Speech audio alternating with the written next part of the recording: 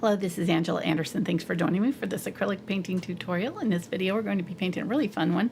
This will be a floral palette. I'm calling it Floral Artist Palette. We're going to have some flowers on a artist palette. Yeah, just like it sounds.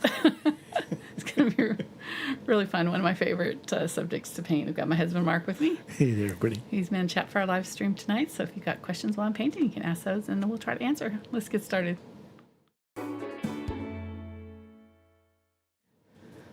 It's not very deep, can you tell? So Just what's the name for this? my yeah, it's really original, very deep. Okay, artist palette, check, with flowers, floral. All right, I have painted the background. This is an 11 by 14 canvas. You could really use whatever size you wanted to. I wanted it to be kind of in the similar scale and color scheme as this other one here. On this one, I colored the background with carbon black and burnt sienna, white, and unbleached titanium. There was like 4 colors, and I obviously couldn't match it, so I just decided to go with a neutral gray, because that way if we need to touch up our background, we have a gray. Sometimes it's nice to just have a gray, and this one is like the mid-tone of all mid-tones, 5 neutral gray. It's right smack dab in the middle, and I have several others, but this one is really nice for this background because it's almost identical to what we used before, and I'm not worried about them matching exactly, but if you're doing this whole series, you might try to match yours, you know. On hindsight, I enjoyed that other one, the brush floral, so much that we decided to do this one, and then I have another one that I have paint tubes with stuff coming out of them that we might do also if you guys like this one. So we'll see. The brush was popular last month. All right, so on to the next. So neutral, N5, neutral gray, golden. This is bone black, burnt umber, titanium white. So those are the 3 colors that are in this one. So black, brown, and white. It's a very warm gray. Actually, let me go ahead and put it out on my palette too so that I have it in case I need it. And let's go over our palette. I've got that neutral gray there, N5, carbon black, burnt umber, burnt sienna, yellow oxide, cadmium yellow light, India yellow, pyrrole orange, quinacridone magenta, doxazine purple, ultramarine blue, phthalo blue green shade, cobalt teal, phthalo green yellow shade, green gold, sap green, unbleached titanium, titanium white, and this one is a fluid titanium white. And I'm going to put out some glazing liquid as well. And just a rainbow. Rainbow of colors. We got so many colors on this, I didn't want to have to mix a whole lot tonight. We've got a lot to cover, so I just went ahead and put them all out. But you can mix in most of these colors, you know, or a lot of these colors can be mixed, especially the greens. All right, let's go over our drawing here. As far as brushes go, you're going to want filberts and rounds mostly for the flowers, and maybe some angles for the or flats for the leaves. So I'll set those aside for now, and I'll mention them as I'm using them. So I've got school chalk. This is just regular, my Hagoromo school chalk that I really like. I'm just going to draw out my palette kind of in a arc here. Try to really use up the canvas, but leave a little bit of space around it.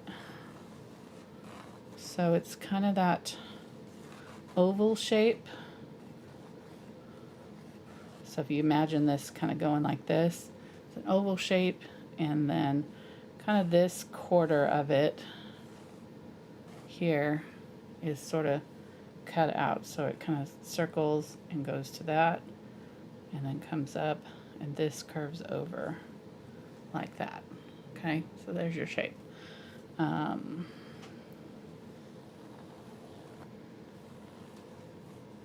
And they've got all kinds of different shapes for palettes, so it doesn't have to be exactly this. And then there's your thumb hole right there. Okay. Maybe move it a little closer there. Looks like so a we face. got what? I was hoping you'd draw the eye in. Nom nom nom. Little, looks like a Pac-Man. Kind of geriatric. It's got no teeth. Nom nom instead of walk walk. He says nom nom. Yeah. Pac-Man's old. You know, born back in the 70s. I know. I'm with you. Same. I'm with you, Pac-Man. Not saying you're old. Pac-Man is. Hey, who had a birthday this week? Not me. Not saying. Yeah, Mr. I did. Mark. They happen every year for some reason. Hey, That's good. I'd like the alternative. That to the alternative. True. So. Amen. All right, I think I'm going to kind of do the background a little bit darker than the palette that I chose for my reference. It just was one that I happen to have. But it still go probably lighter than the gray. So it'll be maybe a little bit darker than what I have there, but lighter than this gray, and maybe a little bit more brown. So I'm going to start with the unbleached titanium, which is very similar to the color on the reference photo. And then maybe add a little bit of yellow oxide and burnt umber to it. So unbleached titanium, burnt umber, and yeah. So that's a nice like warm woodsy tone. It feels like a palette to me. And I'm just going to go ahead and paint that in and do it pretty quickly because most of this is going to be covered up. So not too worried about it, but I need something down there underneath when we get all our colors going. Don't want to have to be painting around stuff. So make a good amount of that color. So I'm using the 8 filbert here. I'm just going to kind of use that edge and go around here. Try to get a nice clean edge.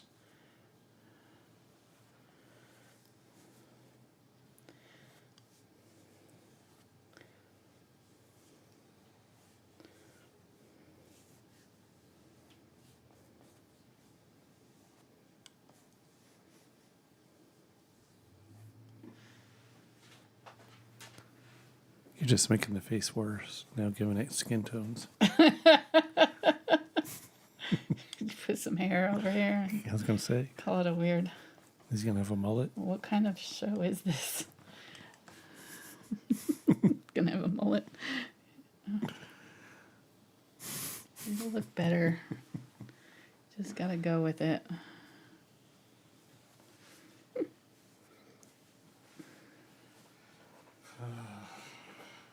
This is the point at which most artists are like, I don't know if this is really what I had in mind, but you kind of have to lay the groundwork before you start to get any kind of results. So you have to kind of just trust the process. It will get you there. And ignore your brain screaming at you that it doesn't look good. I honestly, at this point, I don't even really look at it to assess how it's coming along, because if I do, there's nothing to see. So I just kind of make a plan and run with it and just kind of ignore what it looks like for these first couple layers, because none of it is going to look good yet. You just got to get the color down, and then you can kind of assess where you are at later as you get along in the process of painting it. But,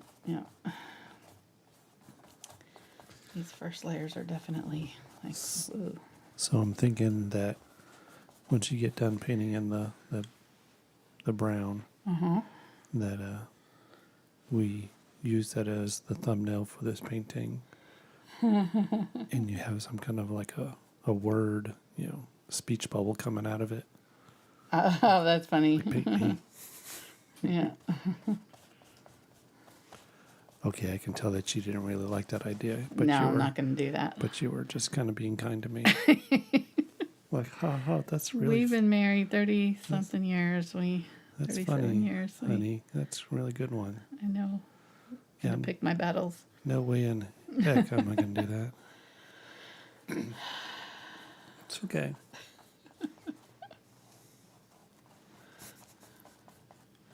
Okay, there we go. We got it down here. All right, looks all right.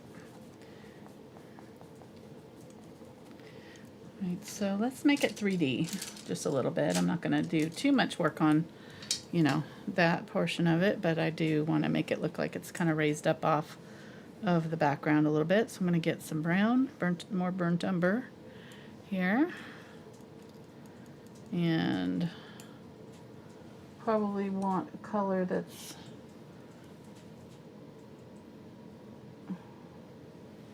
maybe just a little bit darker than that background. We'll see. And think about where we might be seeing it. So if we're seeing the palette, and we might be seeing just a little bit of the underneath of it here. Right, kind of there, and maybe kind of starting to peek out right here.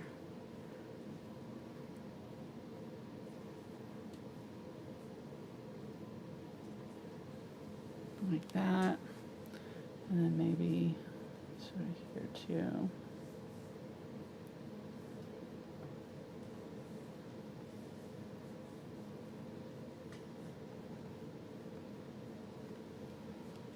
Yeah, that's working.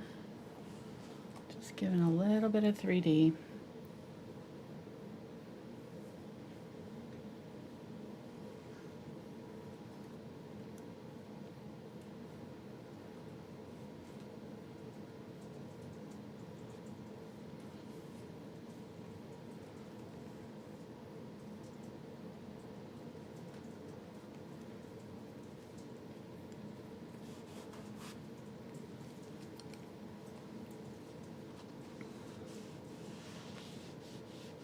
Wiping off some of that chalk now.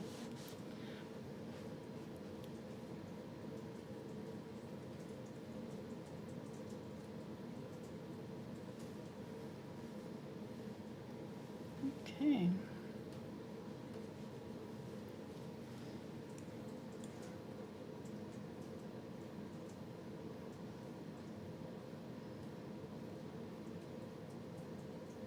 Kind of blended it in a little bit to that brown, because it's, unless it's a cut palette, if it's like rounded wood where it's, you know, kind of beveled or whatever, it'll be a little soft.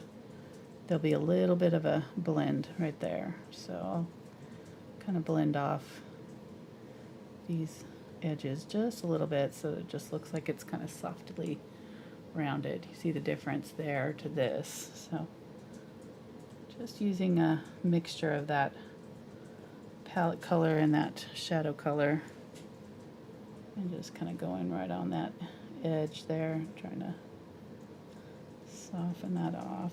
And I'm just using a 2 round for this.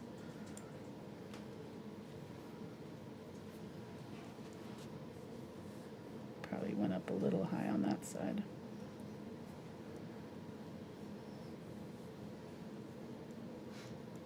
Okay, I'm going to get a little bit more of my lighter color and just kind of clean this edge up right here, bring it down a little bit more.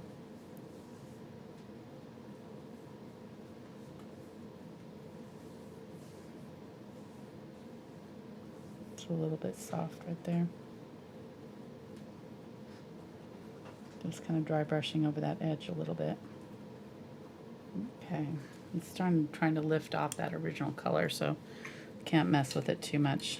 That color's still too wet.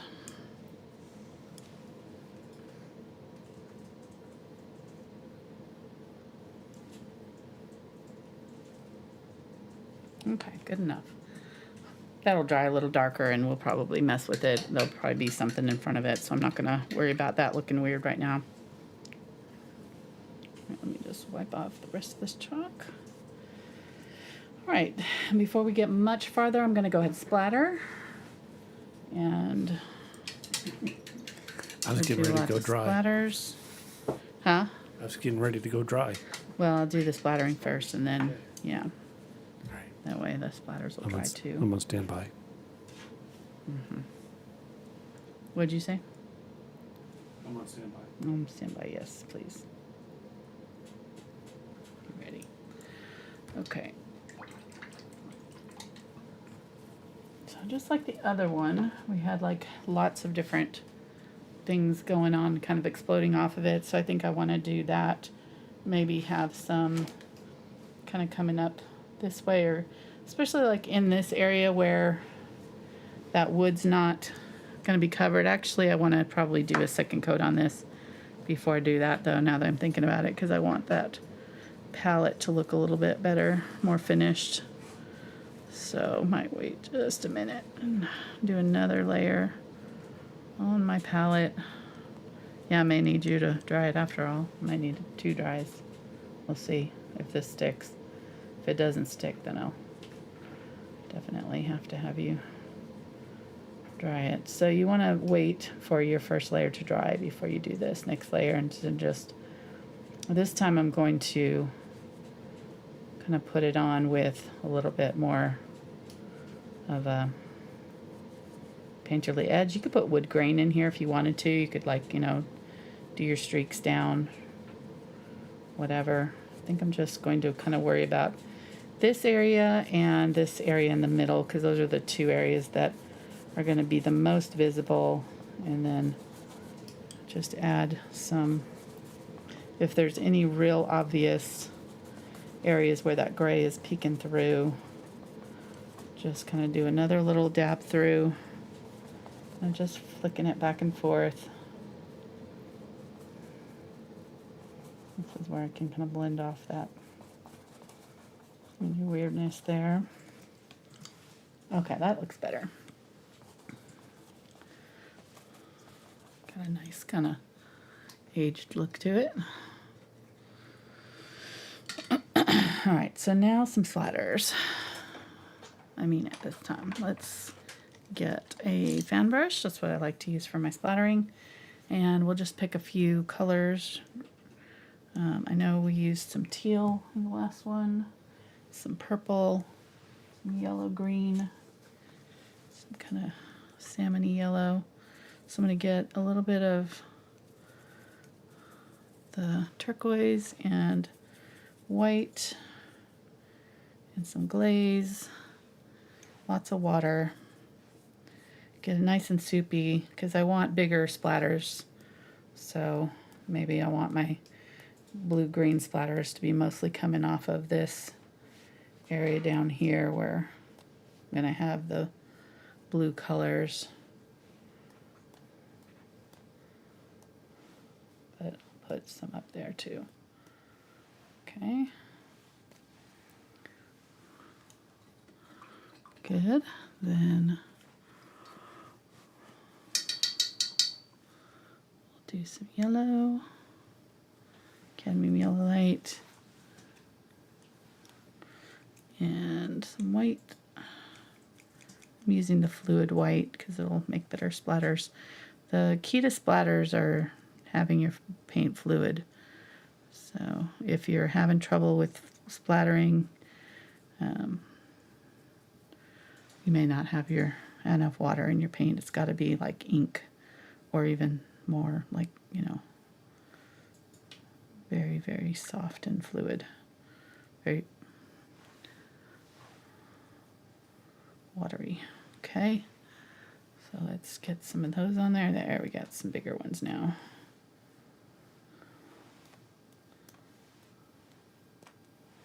Yeah, there we go.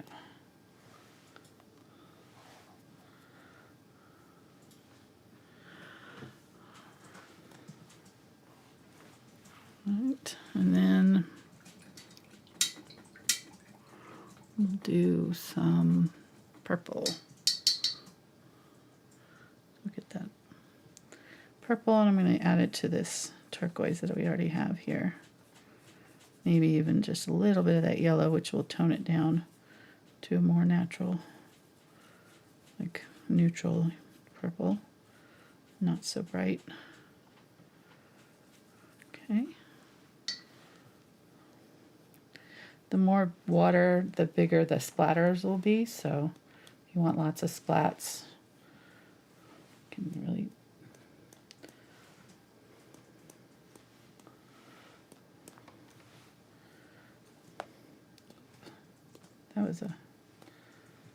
that was a blob of paint. just going to make it like I meant to do that. Dab that on. That was going to be the next thing I do anyway, so that'll work. All right, so I'm going to get my paper towel or sponge if you want or whatever, and I'm just going to get my color. Let's go ahead and start with the purpley blue here in this upper corner. I'm just going to kind of dab off some of that color, sort of where I'm seeing it on the palette. You could use a brush for this too. Maybe see what it looks like with the brush.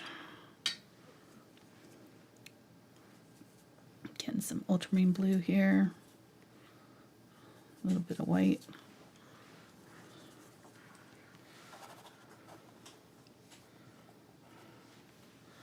So just dabbing it on. Getting that. Actually, the phthalo blue is going to be down here. I don't know why I did it right there.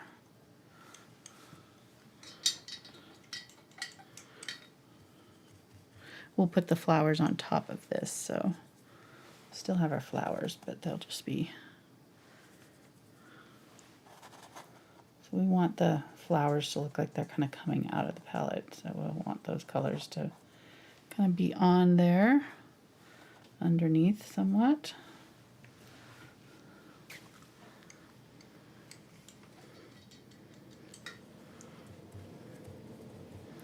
So we have the cobalt teal here going in. So got purple, ultramarine blue, the phthalo blue going into green, turquoise, cobalt teal.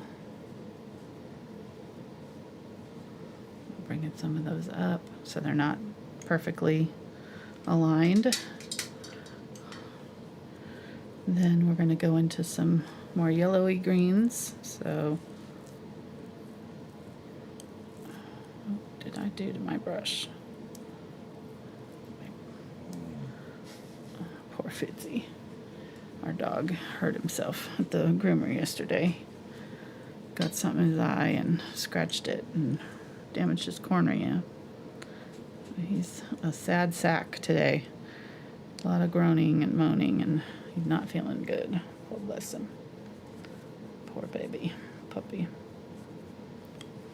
Okay, so there's some green gold mixed with a little bit of the turquoise there. So each color, just kind of add the next one over.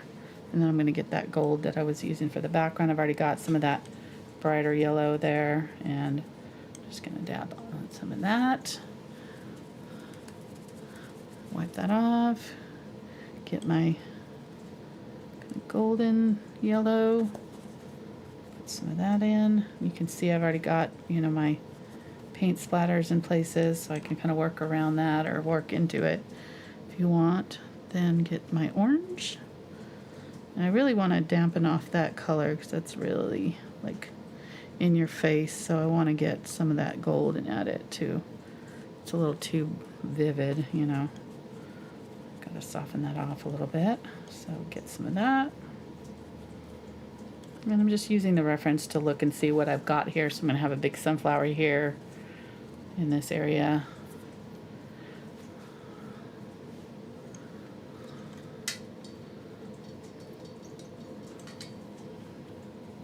And then we're going to go into coral, so we'll do some pink or magenta with that orange and get a coral color going. And then more magenta. I don't have an actual just red on here, so you can add a red if you want. This is up to you. This kind of palette is really fun because you can add whatever appeals to you. There's no right or wrong way of doing it. This is all kind of just fun, imaginative colors. Gonna get a little bit of purple and go a little bit of, like magenta right there. And then I think that's gonna be good. And then I'm going to get some unbleached titanium. And just like right here where the two colors meet, I'm just going to do kind of a soft pink and dab that off so there's some transition there into a softer color. I might get some more of that brown, burnt umber, and just mix that with that and dab it. I want to leave that big splotch right there. And then like right here in the middle we could do some gray. Might take some of that blue, white, or maybe turquoise and the white. Do a little bit of merging of these two in the middle, which would kind of turn them sort of gray. So get some yellow.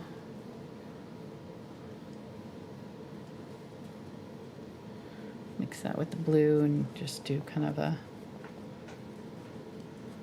little bit of mud.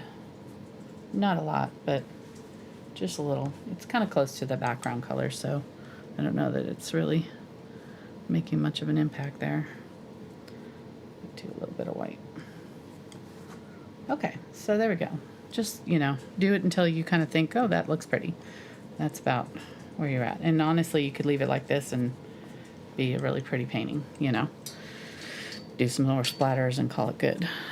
I think I will do some more splatters though, now that I've got this down. I'm just gonna add water to these colors that I've already got here and add more of them coming off, like they're exploding off the palette and overlapping some.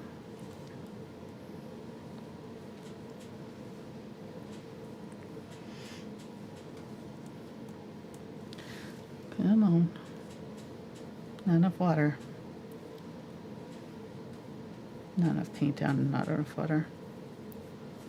Both. Adding a little bit of white.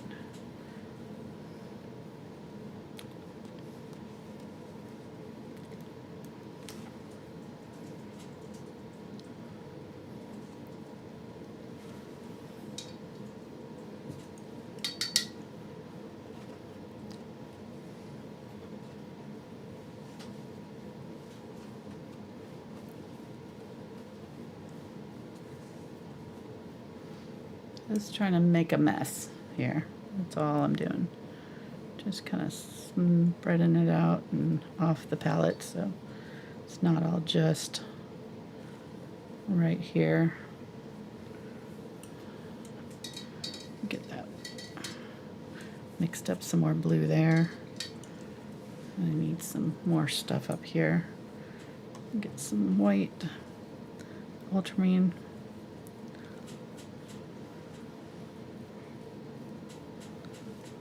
There we go. All right. That looks good. I may add some more splatters later, but for now this is good. And probably what I'll do is go in here where it went over the brown. See how it kind of flattened it out because those splatters went over the brown. So maybe what I'll do is darken those back up once they're dry. I'm going to hand that off to Mark. I'll let him dry it. When I'm done, can you explain how somebody can access or get just one traceable? Yes, yes.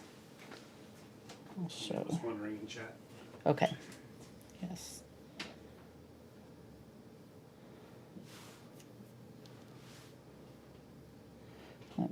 Give me a second here. I'll find a recent painting. And he didn't put up I don't have a mouse. I was going to have him put up the Patreon logo. It's patreon.com/AngelaFineArt. So when you go there and you see my page, it will look generally like this. It's going to have recent posts. Usually the first one is my schedule, so you can see everything. And this is public. You can also sign up up here. Mine's not going to look like yours will, because it's my page, but basically there'll be something up there to say become a free member or something like that, a big button. You can click on that and sign up for the newsletter, which shows you the new posts that come out on Patreon. So if you scroll down, well, there we go. So there's the post for the one from last week. You can see the traceable there. This will be locked, so you probably won't be able to see this because this is for my $5 tier. You get unlimited downloads of all traceables and of all traceables that are the $5 tier and lower. So all the free stuff on YouTube plus the $5 tier stuff. I have a $15 tier that has its own traceables that you wouldn't have access to for that price. But anyhow, so down here, well, I should log out. I should log out. Let me see if I can log out really quick, because you're not going to be able to see it as a view as a paid member. Well, no.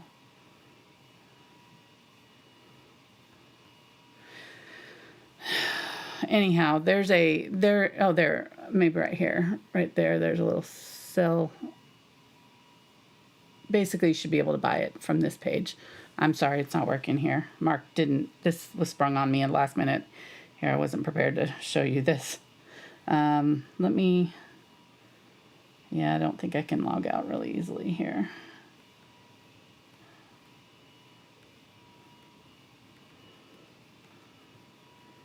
Yeah, there we go. Oh, I found it. And then I went off to the wrong page there.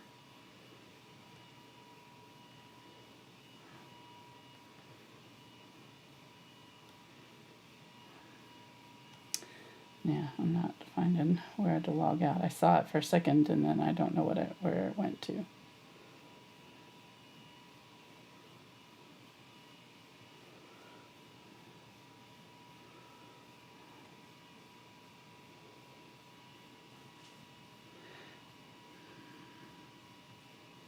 Yeah, so anyhow, but the traceables are available to purchase. If you find a traceable, like an older traceable, those ones aren't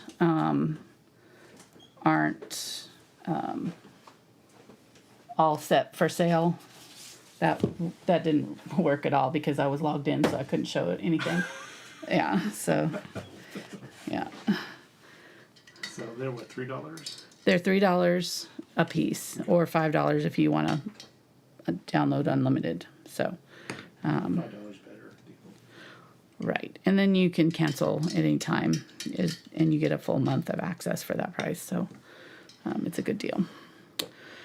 All right, but what I was saying is the older traceables, not all my YouTube tutorials for the older ones have the traceables available, but I can make them available if you want to request one. So if you have, just like you're like, I just want this one and it doesn't have the purchase. If you pull up my thing from your page and you're not logged in from your phone, I can show what it looks like. If I can open up Patreon? Mm-hmm. Without being logged in. I don't know if you're logged in or not. I don't know. Let me see here. So I'm just gonna go back over here.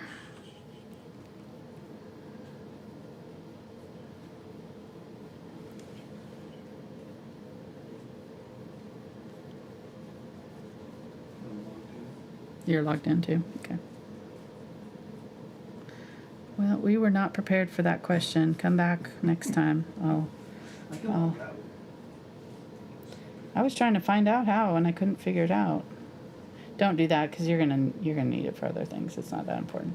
But anyhow, if the traceable is available to purchase, there'll be a button right below it that tells you the price and everything. Okie doke. That's good enough, I think. I didn't do the drippies, but we can do that later if we want to. All right, let's get going here. It's been a half an hour, but that's, not too bad for half an hour. We've got good basis here. So let me pick a brush. What do I want? I think I'll go ahead and use this one. This is a 4 filbert. Filberts make nice flowers. They're great for that. And I want to clean off my palette, so I'm just going to wipe it down. Try to get as much off as I can, and then scrape off anything that doesn't come off. Most of it's coming off.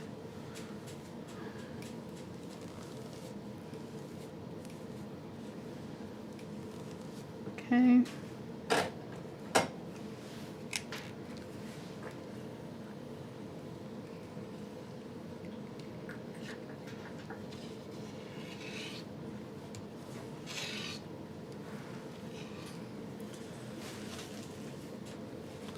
So you having fun over there?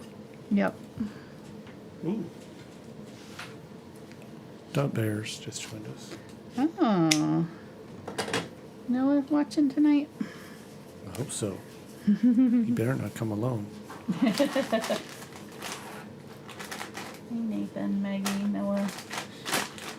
He sent us a cute picture just as we were starting the video. I know, super cute. These pictures that my son has taken with his daughter are just, oh, my heart. I can't handle it. So cute. The cuteness is off the scales. Love it. And is Noah cute also? Yes. Okay. She's super cute. Okay. Yes. Because you were talking about Nathan there. Oh, yeah, of course I was. Thanks. All right. I'm just getting myself situated here for flowers. Sorry, resetting. Okay, we're ready. Let's do this. So I think I'm just gonna start this way and move my way down here, and then maybe kind of meet in the middle. So we'll start at this big pink one up here, which is an anemone. I actually took this picture. I bought anemone seeds, or they're like a little bulb actually, a few years ago, and got very poor results. So they didn't like my soil. But this was one of the only ones that actually came out that wasn't deformed and weird looking. So we're gonna run with it.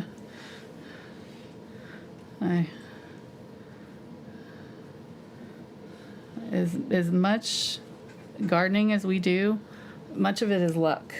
Yeah, it's not skill. Like 90% of it. Right. I mean, you look around you.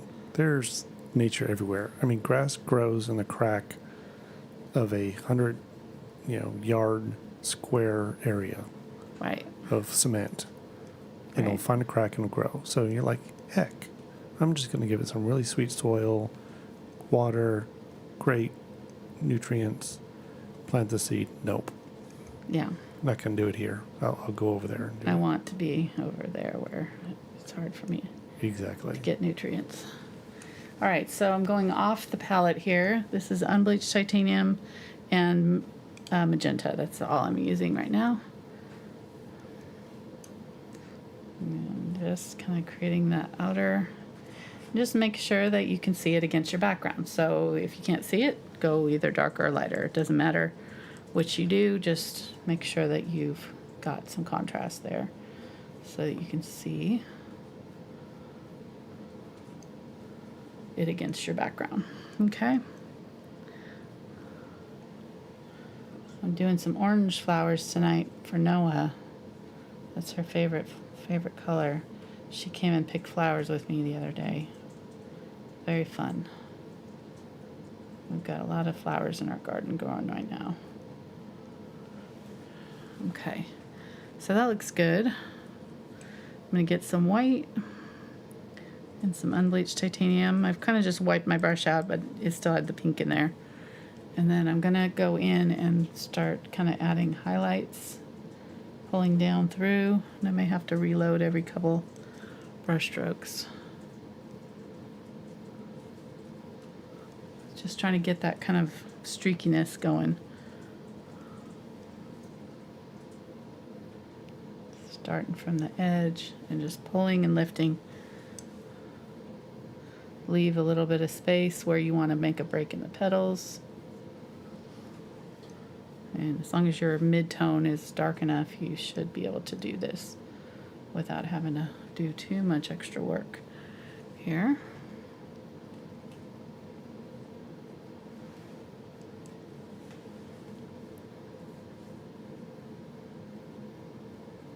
Something like that. Looks good. Then in the middle, I'm gonna go ahead and get my purple and my burnt umber. Really dark. I'm gonna dab it. I'm gonna try to create a little border. And I'm going pretty simple with these. We've got a lot of flowers to do, so I'm gonna keep them pretty loose and simplified. So I'm not gonna do a ton of detail on these. Like I might need to go back in and add a little bit more of a depth in here, I can tell, but this will be a good start at least. Okay, so we'll go to the next one and we'll come back to this one and add a few details later. There's going to be a few large elements. So we've got the large sunflower here, the large moth here, and that one. Those are kind of our three big moments on the canvas. And then maybe this succulent will be about that size too. But let me go ahead and do this sunflower too. Well, I'll block in the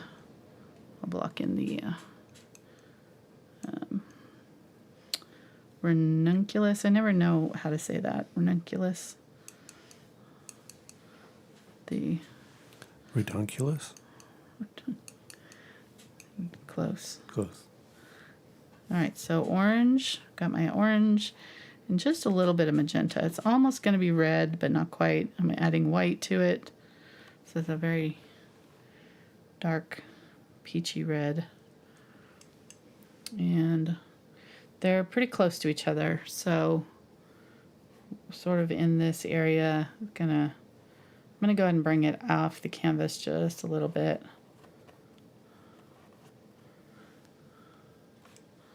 And do kind of a flattened out circle there. And then I'm gonna get my lighter color, the unbleached titanium. I'm just gonna, starting at the bottom, sort of do these little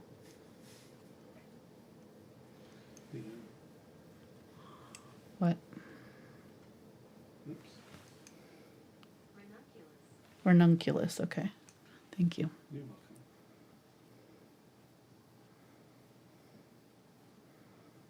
Little brush strokes here, and then in the center they just kind of swirl around. There are lots and lots of little petals. This brush may not be the best one for it because it's kind of making some large. May need to come back in with a smaller brush, but the center of it is pretty close to this same color, so I'm gonna go ahead and just do some of that purple in there, and we'll let that set. And we'll need to come back in with some darker colors, obviously, but kind of just getting a start here. Might go a little bit, before I move on, might go a little bit darker. Just do some dark around the base and inside the center area.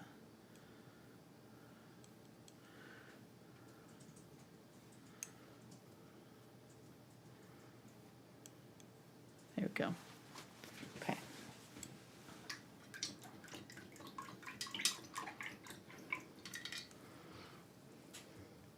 All right, then I'm going to do the rose kind of similar to how we did the rose on this one here, just so they kind of match. So we'll do it kind of simplified. I'm going to get the magenta and white. This one I went more rosy, so I added the unbleached titanium. This one I'm going to add white, and so it'll keep it more pink, more vibrant. Just a little slight difference. And in the darkest areas, I'm going to go dark magenta. So just start out like that. That's pretty good. I'm gonna kind of bring out a few petals, a little bit more than I did the last one. And then do some white with that color. And do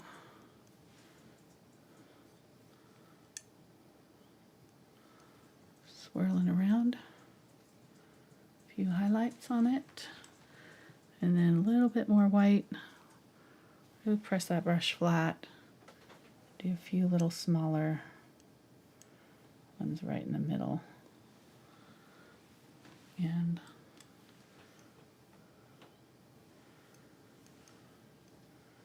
along the outer edge. Kind of covered that big yellow splatter that I liked. Oh well. Oh well. Alright, I'm going to use a little bit of this color now in the center of this one. This should be dry-ish. Yeah, maybe. Pull some from the top up.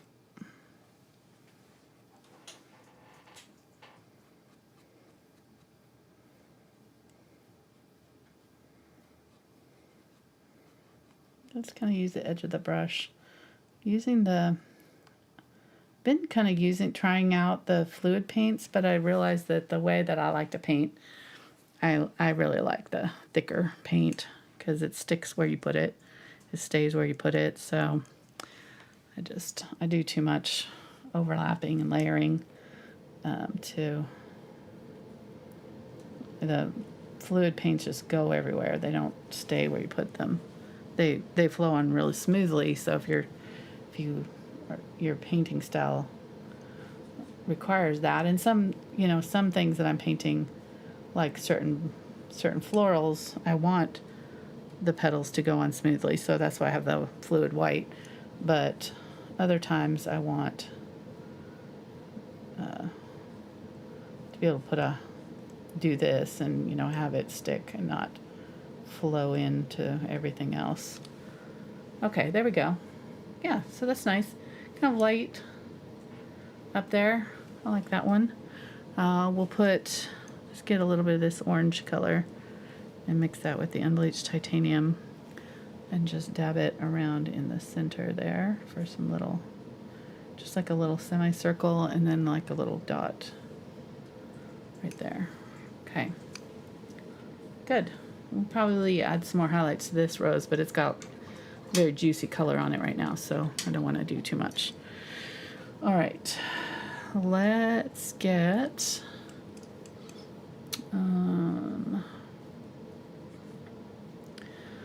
normally I would do some greens, but if I do greens I want them to be pretty muted, so I think I'm going to go with a green, gold, and gray and add some white to them, have it be really neutral, and just throw in some random leaves here and there.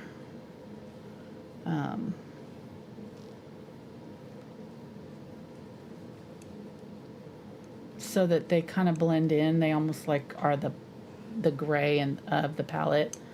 If you have them really vivid, they're gonna draw attention. I don't want that. So I just want a few leaves in here though that are kind of just in and around my flowers. And let's do these kind of pretty orangey yellow mixed flowers. So actually I need to do my sunflower next because it's the next one underneath, and then the orangey yellow ones will be kind of in this area in between. So let's do the sunflower. I'm going to get my yellow. I already had the orange and magenta color that I used on here, and I'm adding yellow. And I want my sunflower to kind of go in this area and kind of go out of the border. So I'm going to start with the kind of a mid-tone orange, and then I'll work my way to yellow.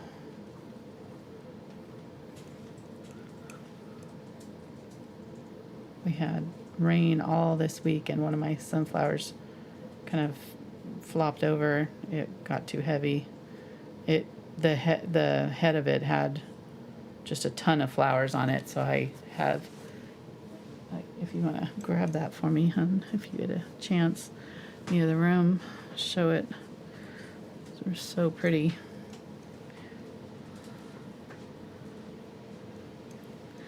All right, so getting the yellow here, I mixed it in with this color, and I'm gonna do the same thing. I'm just gonna kind of set it down on the edge and pull it towards the center of that sunflower. Try to keep it, add a little bit of white to it just so that it sticks. There's pollen falling off of it. Oh, On there's this pollen? side Okay. especially, so be careful. Are they pretty? These ones especially, so pretty. They have that pink in them. They're all around in there, but they're very messy. They're getting pollen everywhere. I've been enjoying having some fresh sunflowers in the house. They're up in our beds. They're in raised beds, so the tops of them are like a foot or more above my head. I usually can't reach them, so it was nice that they kind of flopped over so I could reach them and cut them all down. So I have to have Mark help me get them. Or wait for them to do the lower. Sometimes as they get older, they start from the top down and then they bloom lower, and I can pluck some of those, but they're usually small toward the base. But anyhow, probably time to replant because they don't live very long. Some flowers, they'll live about a month maybe, and then, so now it's probably too late. I'll probably have a month or so of none, and then we'll have another nice bloom if we plant some more. As opposed to succession plant, they call it. So you have continual blooms all summer long. All right, so just pulling that in, doing a nice big sunflower there. Really fun. And I'm going to get some of this coral color and come in with that also.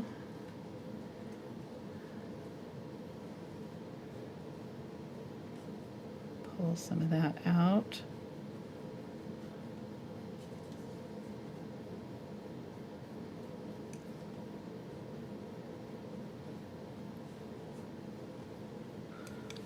All right, and then in the middle, I'm going to do some burnt umber, maybe a little sap green.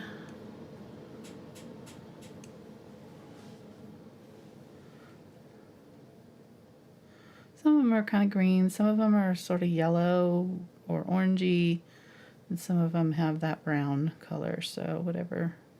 Some of them even have kind of a burgundy maroon tint to parts of the brown.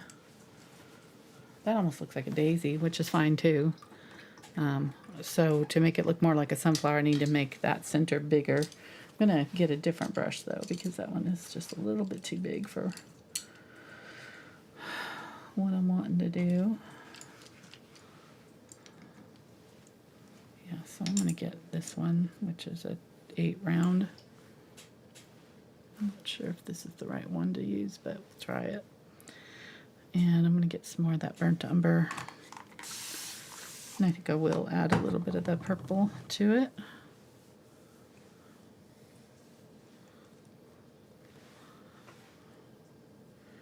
All right, make it a little bit more fluid so I can work with it. And then I'm just going to dab it and widen out this center of my sunflower. Little dibby dabs.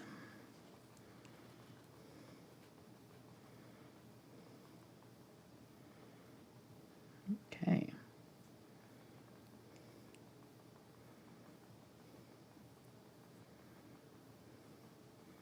The center should be about the same width as one of the petals, so we kind of take the width of the petal and kind of check. That's generally a sunflower ratio, I'm going to get some yellow and just dab it on.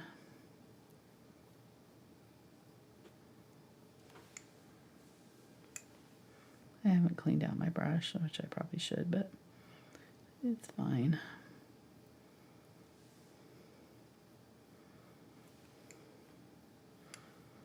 It's getting that cadmium yellow light or India yellow, either one. Cadmium yellow is a little bit more opaque, so that's why I'm using it. Just dab in a circle. All right, that looks good. I might darken up a little bit later, but I'll let that sit and dry. That one is pretty much dry. Let's go ahead and come back to it now. I'm going to get some more of my orangey color in my white. This is orange and a little bit of magenta to make it kind of coral. And I'm going to use this round and sort of draw multiple little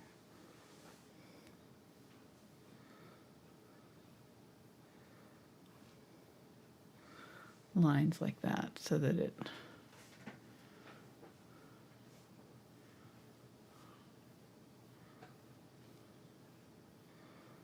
right in there. It's really tight. Get some more white. Do one, a really bright one there. Right there. Now it's going to look pretty bright. It'll dry a little bit darker, and if it doesn't, we can go back over it with more of the purple or more of the orange in a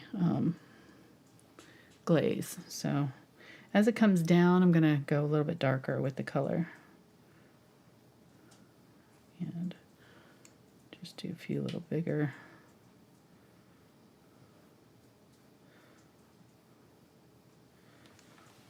Okay, that's good. Good enough. And let's use this color that we used in our sunflower for the center, right in there.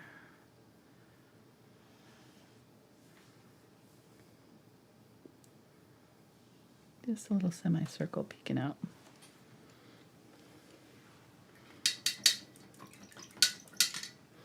And then I think I'm going to use this color too in my anemone here, just to darken it up. Okay. 4 down. 7 o'clock. We're doing good.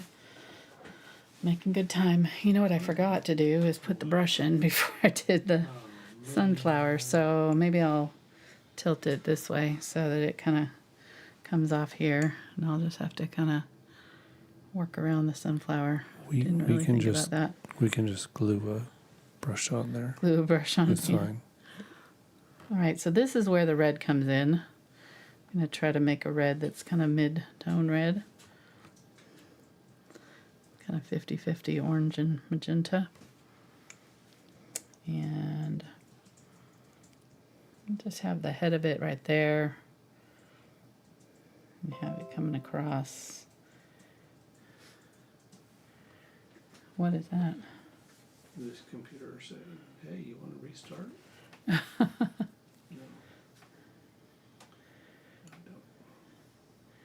You could do it that way too.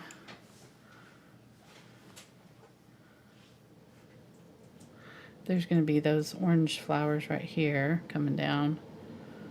I think I'll stick with it, kind of coming across this way.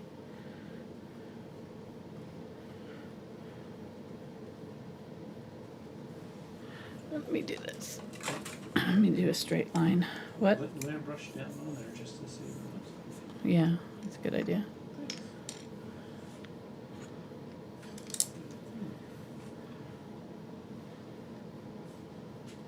Yeah, I think like that, probably.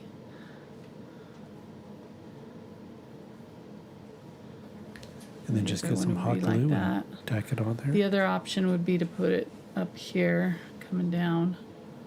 That way, get a smaller, shorter brush.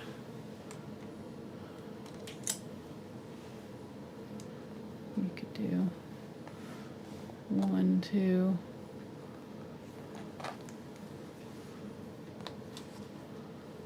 And that's going to be the length there. I could probably fit it like that, and that way I wouldn't have to worry about that, and then I could put my flower over down here instead of up there. So I think that's what I'll do. Good idea, honey. Thank you for that suggestion. Okay, so I'm going to just line it up like that, and I'm going to bring it out. I deserve a kiss. Do later. Later. You got me sighing. Sound like the dog. Exactly. What do you think he gets it from? But he gets it from me because I sigh every time I get up off the couch. We could tell the story about the kids in the car. What? When I was driving one time, I think it was Spencer, and it came up, and we were behind somebody, and the light turned green, and they didn't go. And from behind the back seat, Spencer goes, "Would you go?" Yeah. And I looked over at Angela, like, "Where did you hear that from?" I don't know where you heard that. It's so weird. But I love the sigh. He's like, Yeah. Yeah. I'm just going to use that to wipe that off. Somebody was asking me what kind. This is a Westcott. But I also have I added it to my Amazon shop. This one is a different brand. I can't remember, but it's the one I got on the Amazon recently because my other one was dirty. So they're basically just a plastic teeth, very cheap, $3 or something. Nothing super expensive here. Get my white. I'm just going to come across the top, not quite to the edge, and add a line going down. I widened it out kind of in the belly here. Okay, that's good. And then let's add our silver. Get that clean it off. Let's just do this. I like this color too, so I'm going to go ahead and use that burnt sienna yellow oxide for that. And add it right here, kind of like that.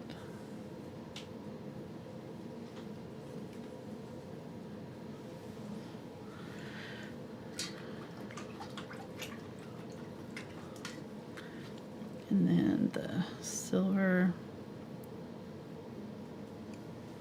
portion goes straight across right here, and then widen it out where it meets the brush. Right there, and then I'm gonna get some black and come up next to it.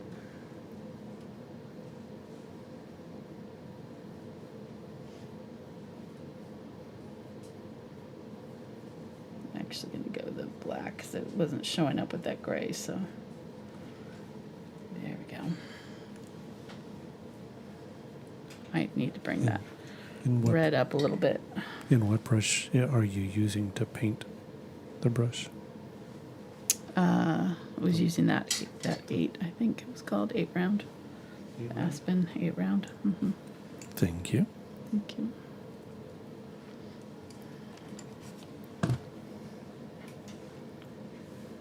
Just need to slow down, do it right. Okay, there we go.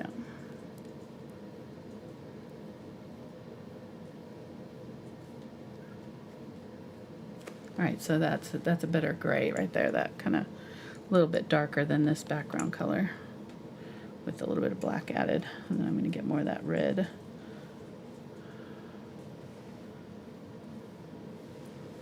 And taper it as it goes in, ever so slightly.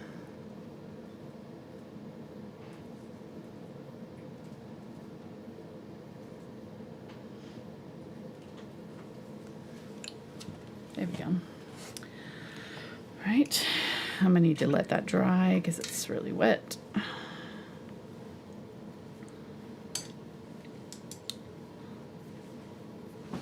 Put that off to the side for now.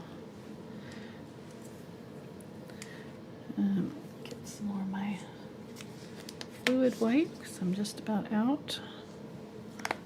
I put out some of the Fluid Tighten buff too because it's helpful for line work and stuff too. All right.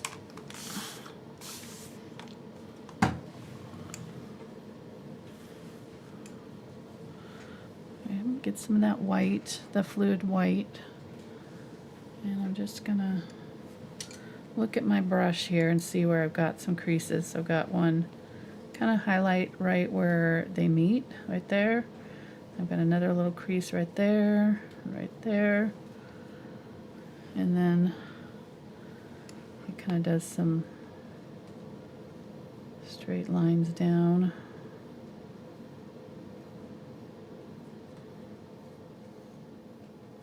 I'm just going to kind of blend those off just a little bit.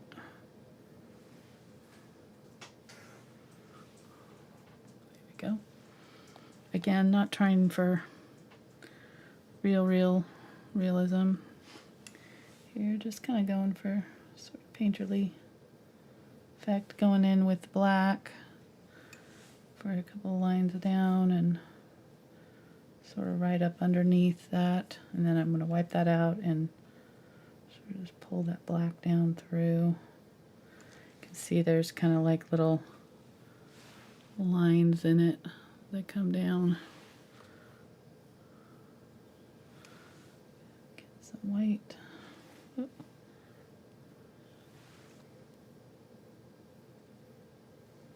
There we go.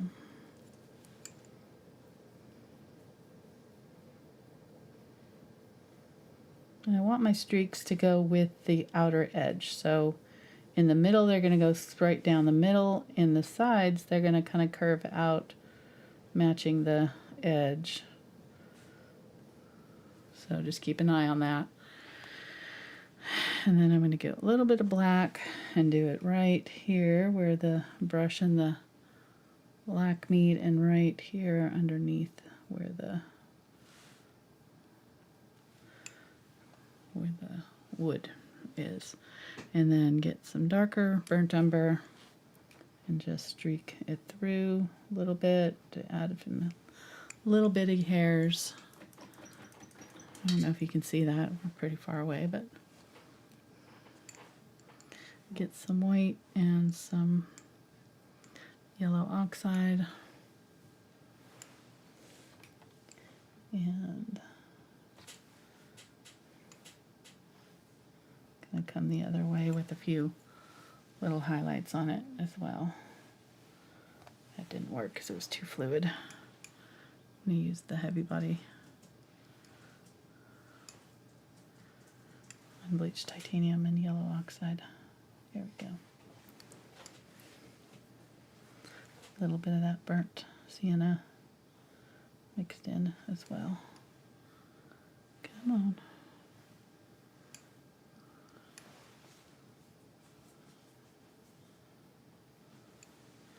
Okay, there we go. And then I want to put a shadow on the palette where it's sitting. There would be a shadow along the side. I don't know if you can see it, but so let's do a ultramarine blue and burnt umber, but more on the blue. We'll leave it and just kind of follow that.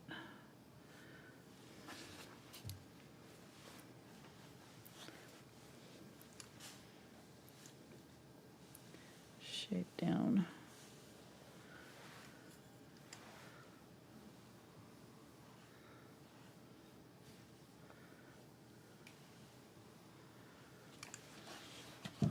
There we go. Let me get a little point there.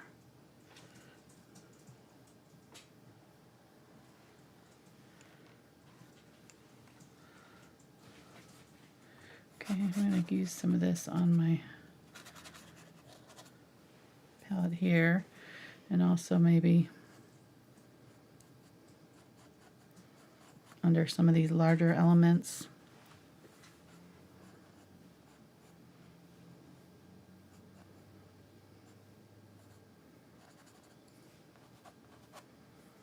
If I get it on the sunflower there, just wipe it off, but just adding a little shadow anywhere that I think might need it.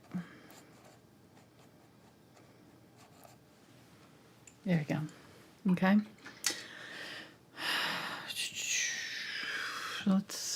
While I've got this fresh, I'm going to go ahead and add a little bit more depth to my sunflower with a little bit of burnt sienna and purple. And then maybe a little bit of the India yellow hue.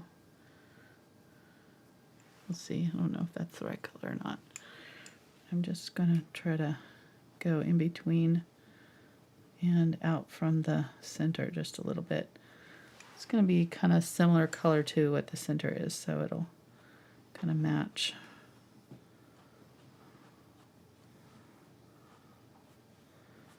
Here we go. You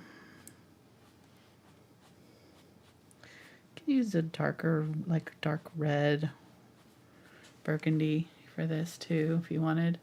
So you can see the side that I've done and the side that I haven't done. It's just kind of defining the petals a little bit better.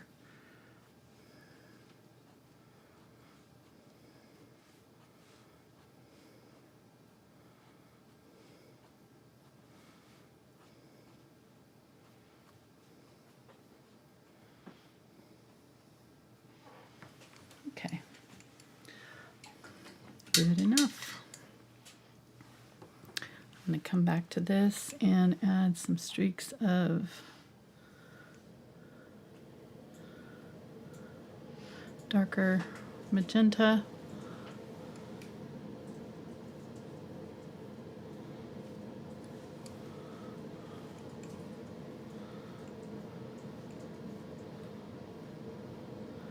Magenta and unbleached titanium here.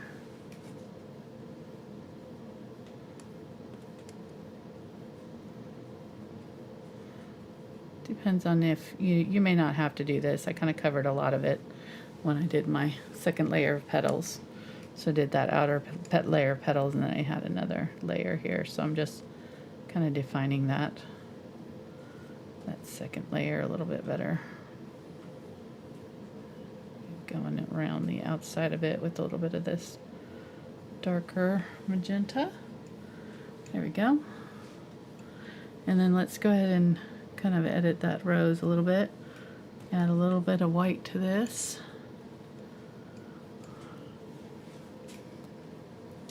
And come in and add another couple of petals there.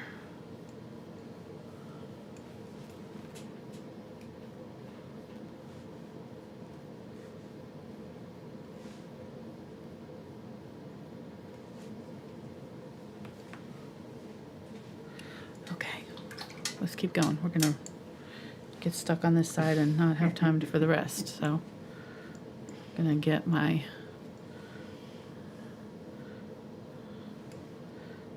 orange and my India yellow. Mix those two together. A little bit of white. Help make it more opaque. And I'm going to do these kind of trumpet-shaped flowers. Setting my brush down and pulling in.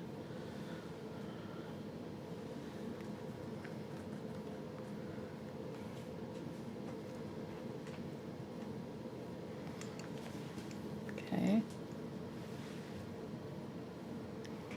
Probably should have made these a little smaller. I'm going to do another one right here.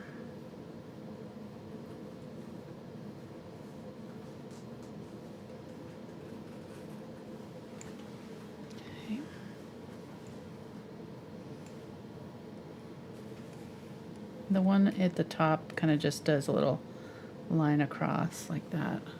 It's coming straight at us, so we're not seeing it poking out at us.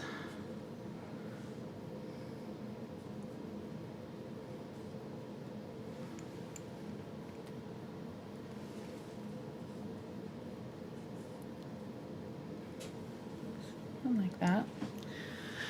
And the center is very brighter yellow, so I'm going to get some yellow and pull that out just in the center.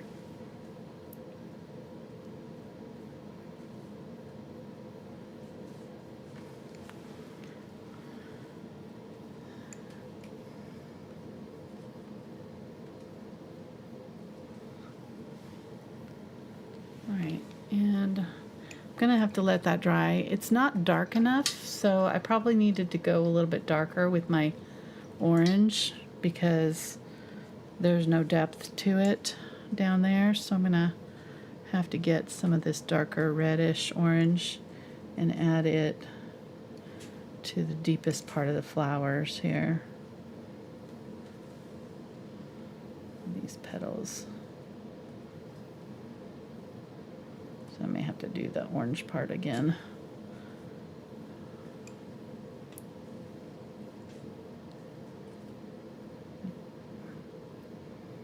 Just need a little bit darker.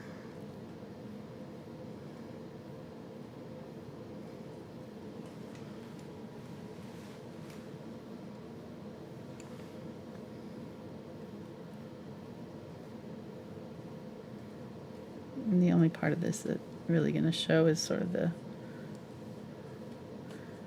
layering in between the petals, but I'm just going to go ahead and do that over so that they're a little bit darker to begin with, and then I'll come back in and add the highlights to those. All right, let's go ahead and add some highlights to our sunflower real quick, just on the tips of the petals. White and yellow, in cadmium yellow light.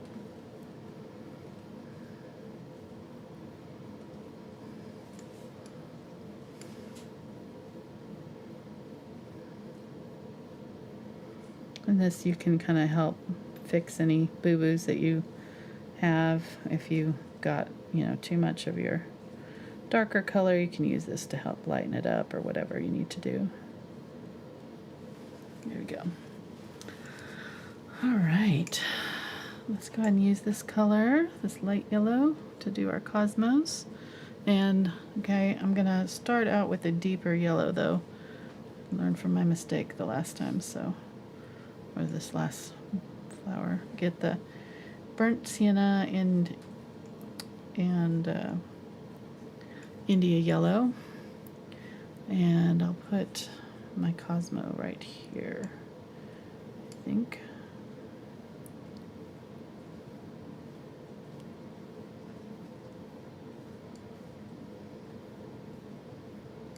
Kind of like that.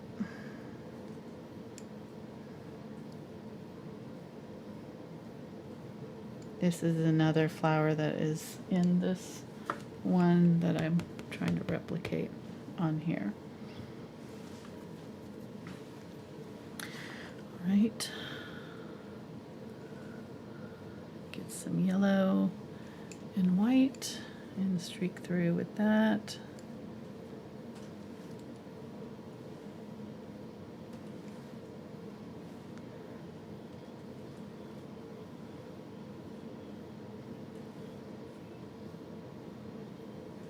What are you listening to over there? You? Oh, okay. Thought I heard a man's voice. Oh, the storm chasers on the thing. It's on the headphones. Sorry, I can't hear it. I can hear it, yeah. It's coming through over here. All right, let me get a little bit of white and a little bit of gray maybe. And then I'm gonna instead of doing the daffodil, I think I'm gonna do some smaller white daisy type flowers that are kind of coming off canvas. So just kind of gathered around these other ones and sort of making their way off and clustering around this. This is a good filler flower. And then get the white and come back in and add the brighter petals. But leave some of them gray. Just little, like,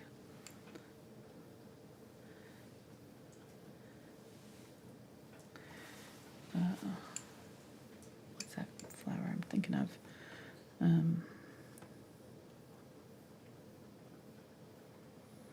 Chamomile, like a chamomile or something.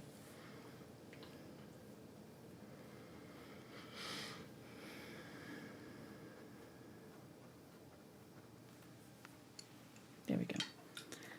Pretty.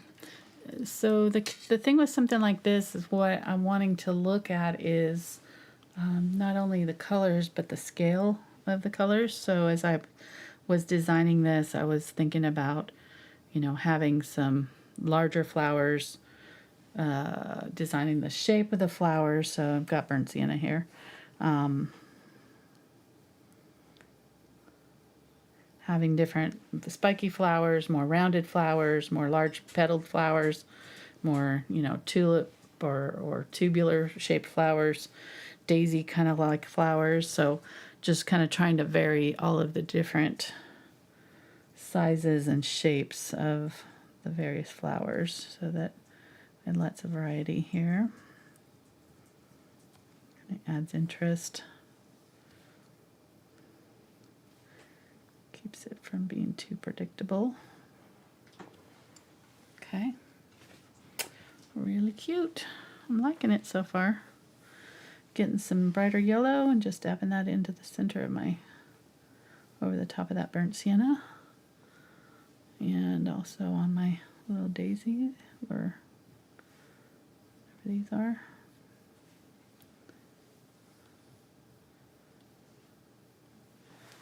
Okay, cute. Right, I think we need a few leaves, so I'm going to get some of the turquoise and my unbleached titanium.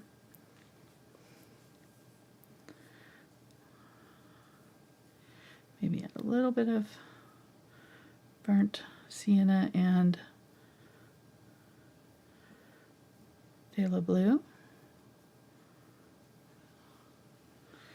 And let's just go ahead and have some, let me think where I want these to go. I could do just kind of like some little, let's just do some little leafy bits that are kind of small, like this.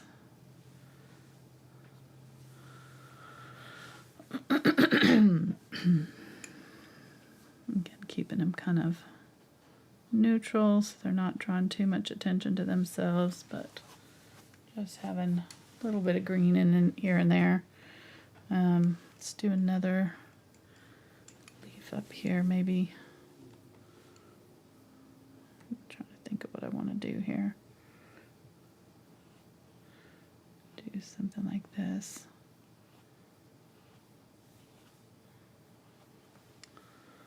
Trying to create some movement. Back up. Okay, looks good. So again, doesn't have to be, you know, only pinks there. Green, I'm going to use kind of like a neutral and keep the greens though kind of muted so they're not super bright. And the only place I'll have a bright orange green is going to be here in the green spot. Okay. So I'm not doing the daffodil. Let's go ahead and do the moth here. Although I may need to do let me just do the succulent first, and I'll start on these two here. These are going to go pretty fast. The succulent will take us some time. Let me draw it out just so don't overlap too much, because I did move my brush, so I this is an area where the brush was going to be. Let me use a chalk here. Oh, I got half an hour. Okay, I gotta get this done. You've got all the time in the world, babe.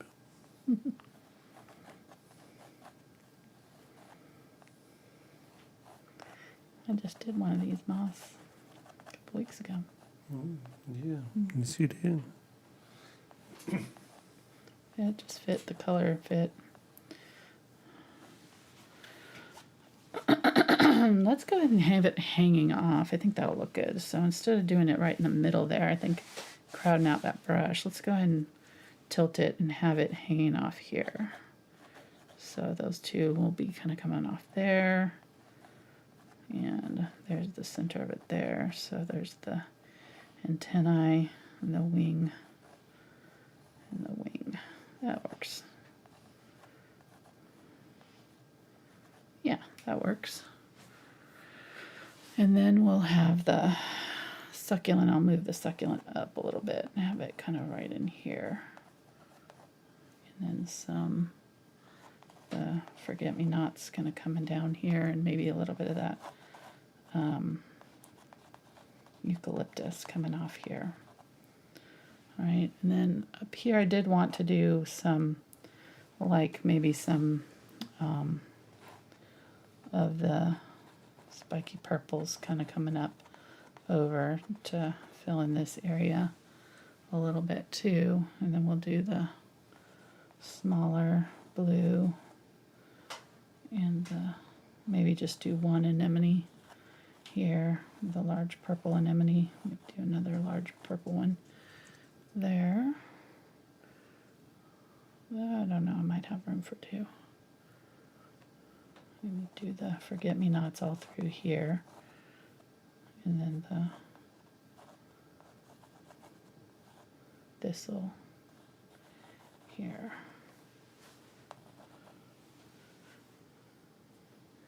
I think that'll work. I can do two smaller ones here if we get there and we decide we want to do that. But let's go ahead and get this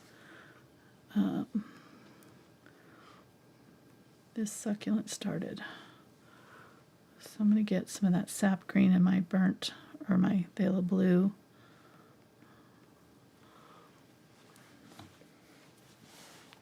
And block out the succulent with this and just kind of use it to create these outer petals that they have. They kind of are pointy. So I'll get it covered up a little bit by the moth here. That's okay. There we go. Oh, fun. I love this. This is so fun. I like these kind of ones where I get to kind of play and create and mess with the composition a little bit. I usually don't do this on the fly. I usually spend a little bit more time deliberating over it. So the results will be varied depending on how on the ball I am that night, but because I don't practice these ahead of time, I'm just kind of figuring it out as I go with you guys. But most of these kind of things I've painted multiple times over the years, so it makes it a little bit less scary. A little bit less. Okay, making a green for my moth. That's fun. It's a nice color.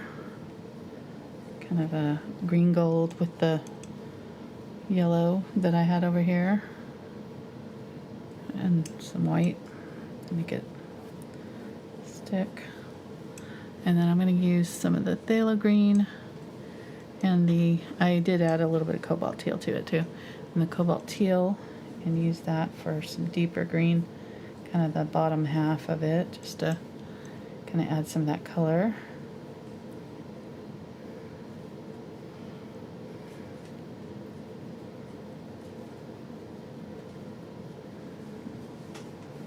I almost didn't do this because I just did one, but then somebody commented about how they were so glad I was going to be doing this again because they loved them.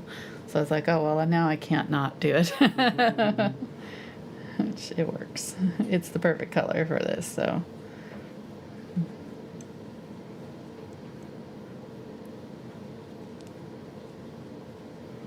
Little tails.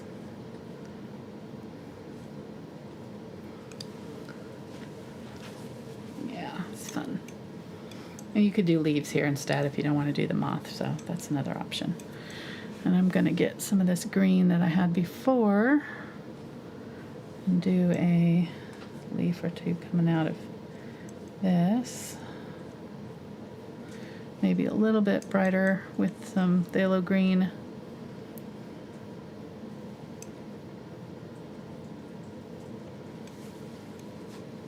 Just to have now, like in my green area, a little bit brighter greens. I'm gonna bring this succulent out a little bit now that I've got my moth in here. I can see how much room I have to play with. I'm gonna add a little bit of this brighter green to that succulent too. So I'll have those little antennae on my moth. I don't want to cover too much of that area there. I'm going to get some burnt umber here and do the top of my moth with that across. And then get some white and some of that green. I still have that brown in here, and I'm just going to kind of make my body, which is kind of a fuzzy white on these. Get a little bit more white here.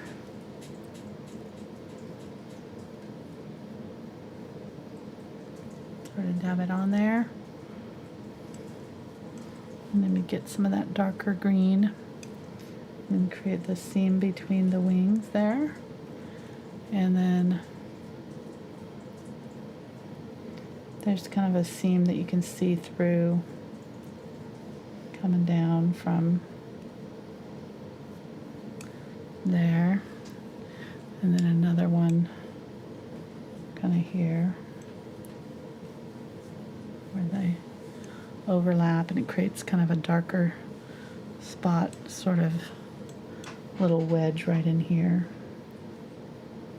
where those two wings are overlapping. They're kind of translucent. Okay.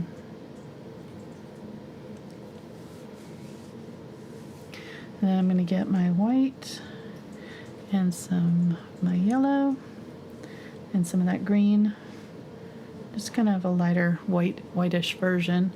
And I'm just going to highlight these wings a little bit and just kind of pull from the outer tips in to create some highlight on them. And the tails, they have kind of folds in the tail too, so you can kind of wiggle.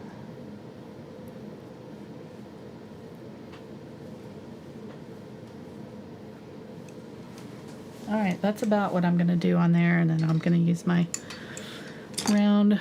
I need to keep these wet so they don't get dried out with the paint in them.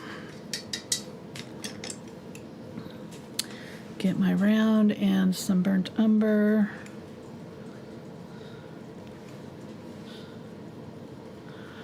And do my little details on the, I've got some yellow there. It's okay. Couple of kind of eyebrow things, and then some little round eyes. They look like little grumpy man eyebrows. Okay, that didn't come out all right on that side. I went over too far. Let me try to separate them, get them a little bit more symmetrical. There we go.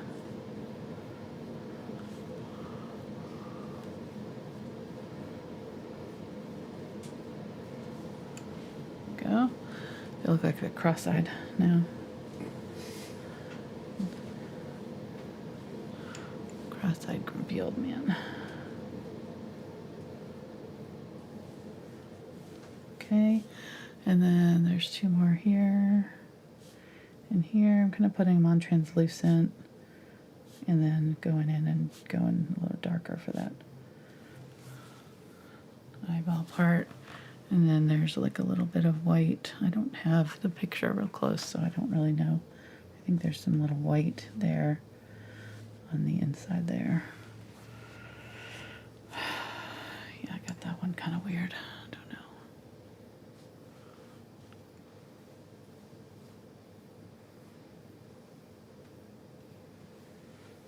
Okay. Let's do a little bit of brown along the outer edge too. I'm kind of seeing a little tiny bit of brown kind of around there to define him a little bit. I don't know how much that is my picture and how much is reality, but we're gonna do it. There, that's better. And we can see it a little bit better. And let's go ahead and do his antennae.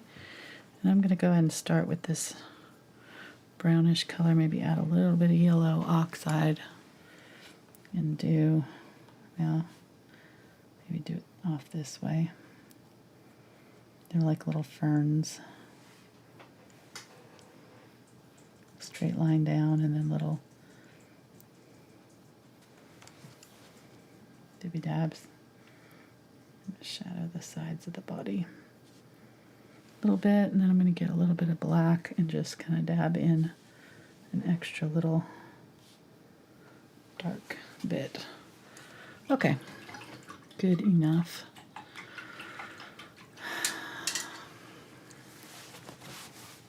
I might mess with it a little bit, but I got to get moving on here. Let me get my filbert again and go back to the succulent and add some leaves. So I'm going to come back in and add just a little bit of highlight on some of these. These are going to be like the very tips, so don't want to go too far down because I want them to be pretty dark inside. So just something like that. And then I'm going to get some of that unbleached titanium, the cobalt teal, and I still had that phthalo blue, burnt sienna, or phthalo blue and sap green, I guess it was. So I want to go a little bit lighter than that, so I'm using the unbleached titanium here, and I'm going to pick a spot and define a petal or a leaf, I guess, and pull it down. Do another one here.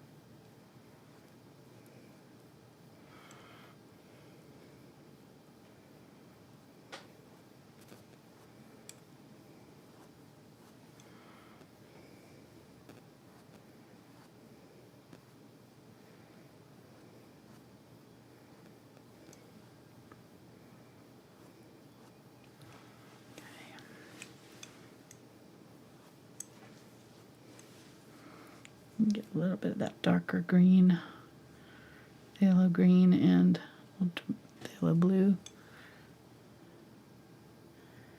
Define the edges of some of these. And pull back out from the center. Just like I just did with the light color, just going in the opposite direction. Okay. Then getting the cobalt teal and some unbleached titanium, going a little bit lighter this time. And I think I'm going to switch to a smaller brush so I can have a little bit more control here in these tighter areas. And do another one. So I'm kind of going in between. So I have 2 petals here and here. I'm going to get that lighter color and kind of just touch it on the tips of them to define them a little bit.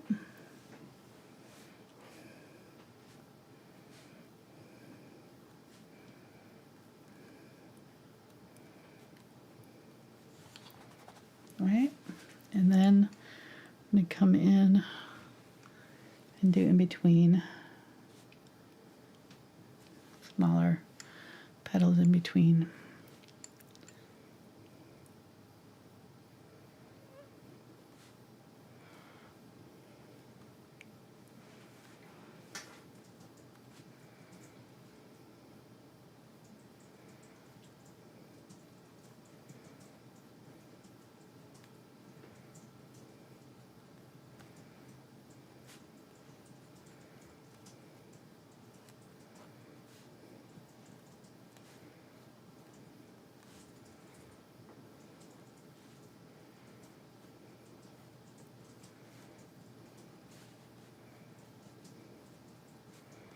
Okay, I'm getting that darker color again, coming from the opposite direction, kind of blending that out a little bit. Maybe going a little bit more blue with it here as I get closer to the center. You can add a little bit of yellow in there if you wanted to. There's all kinds of different colors that these can be, so however you want to do it.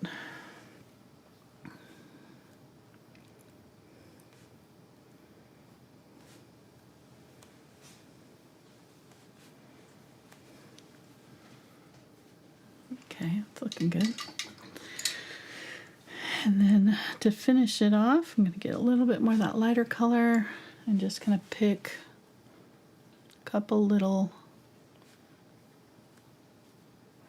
spots and just do a little 3, and then in between a couple more little rosettes, and call that good.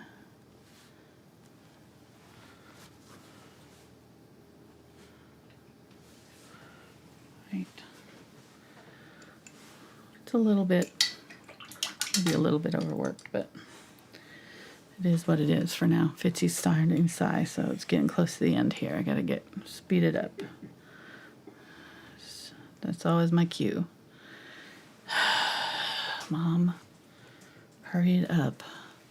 All right, so I'm going back to these orange ones. I'm gonna add my brighter orange back toward the centers. Get some more of that light white with the yellow, with the orange, and do a little bit of it on the petal that sort of is up there at the top. Okay, there we go. And then get some yellow and streak it out from the center.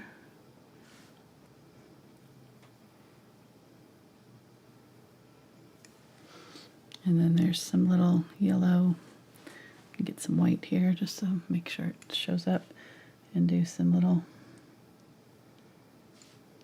dabs across to do the little seed or stamen or whatever. All right, getting there. It's looking good. I feel like I want something there, but I don't know what, so I'm gonna leave it blank for now. I'm gonna put a little bit more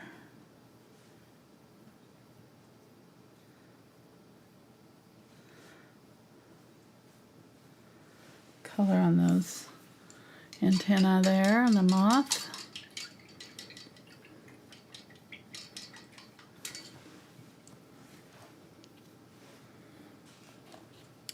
Let's go ahead and do our forget-me-nots. I'm going to get the phthalo blue and some white, and just do a bunch of little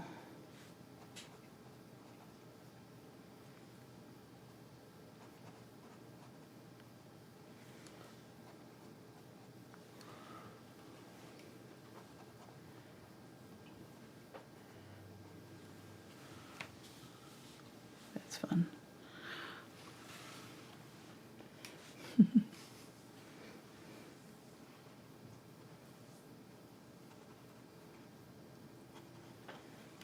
some going off the canvas here, kind of tucked up against our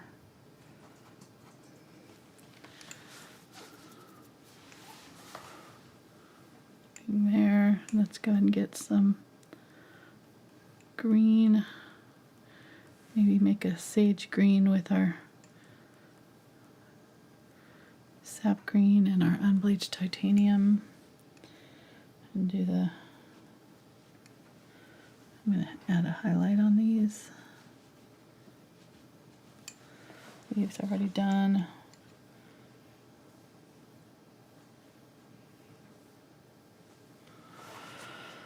Let me think.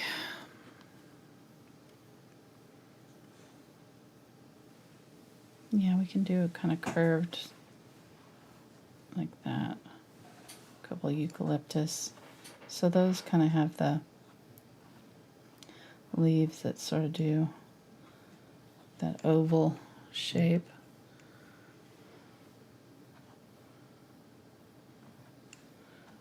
And just plop it back and forth on that stem, coming down like that. Okay. It's a little hard to see it, so I might have to bump up the contrast a little bit, get a little bit of white here and add some white to them.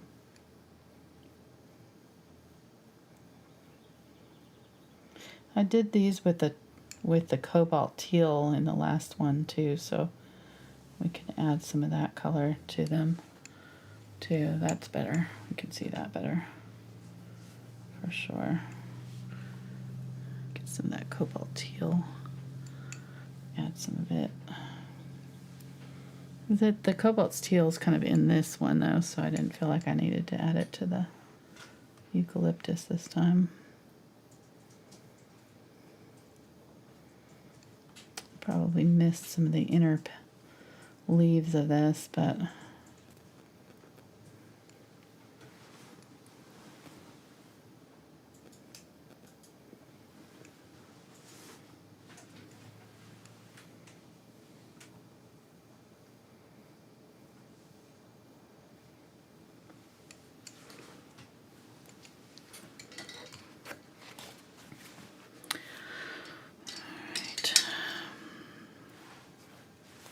again, the darker blue, I'm going to come back in and, or actually, I need to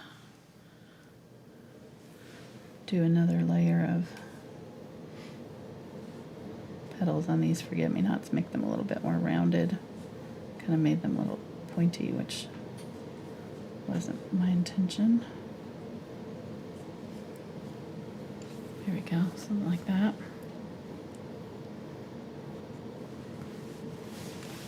These are nice because you can fill in a quite, pretty good amount of area with them. Don't want to overdo it too though, because they're pretty bright.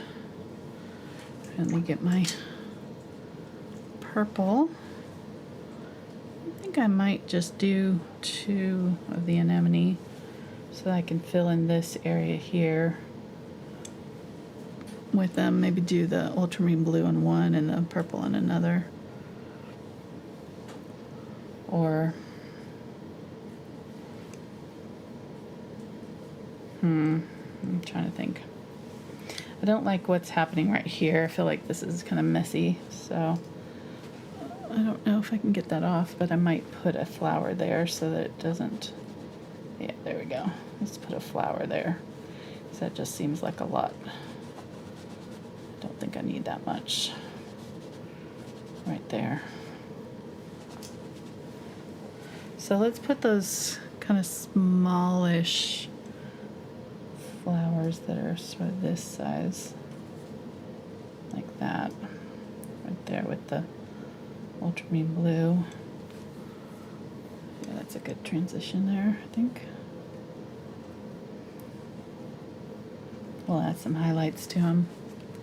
It's a good size transition too, kind of mid-size, and then let's get that purple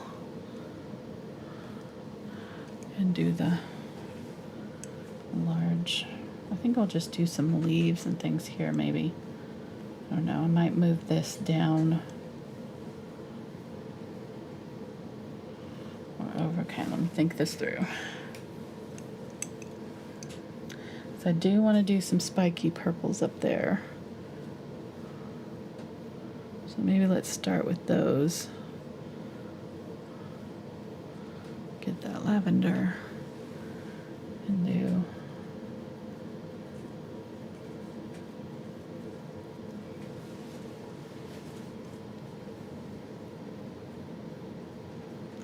I don't think I want it too far up because I don't want to take away from the shape of that too much. So I think that works there.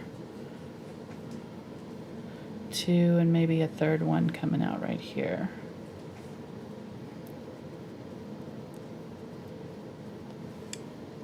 That works. And then we'll do this dark purple right here.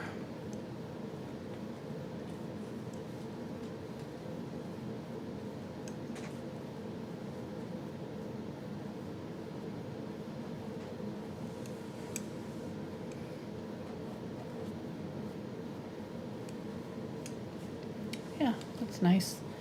Yeah, that's a nice contrast, isn't it? It's good that we have this dark color in our centers of our flowers over here because it grounds this side. Otherwise, this side would draw the attention being so dark.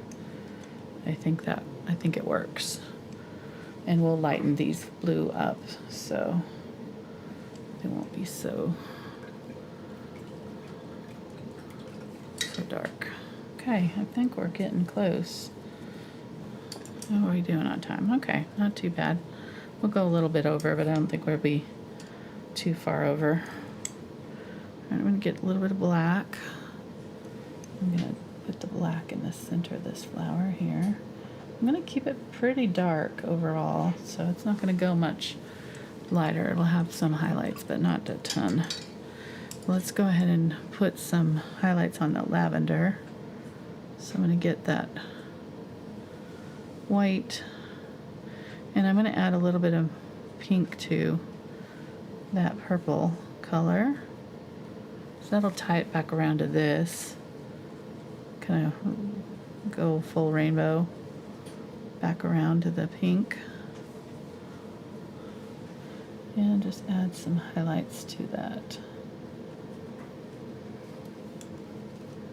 Magenta.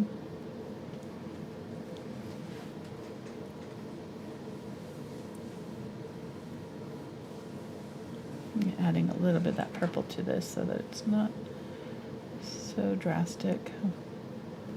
There we go.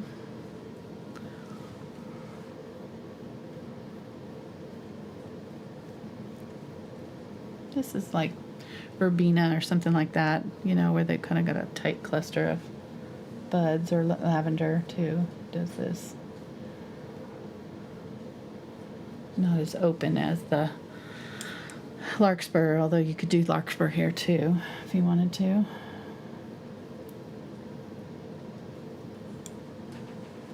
And this is where we could do some drips if you wanted to do some drips too, like we did last week or last time.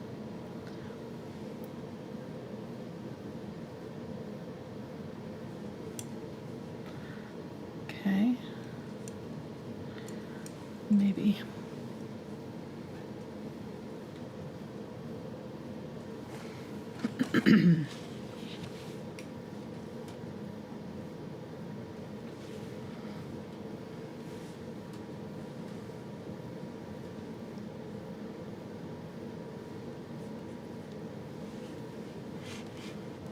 So just kind of helping it along by adding water there. Okay. Do a little drip there. Might even do a drip off the end of the brush here. Might be fun.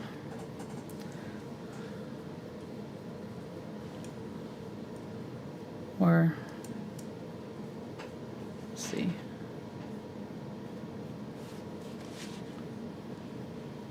I don't know.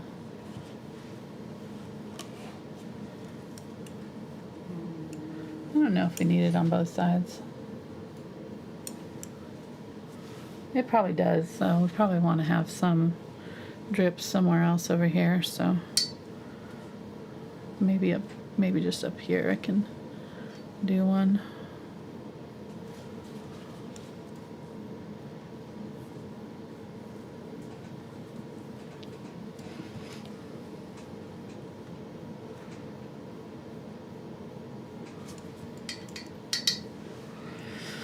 All right.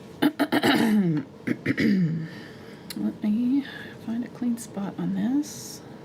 Get a new one.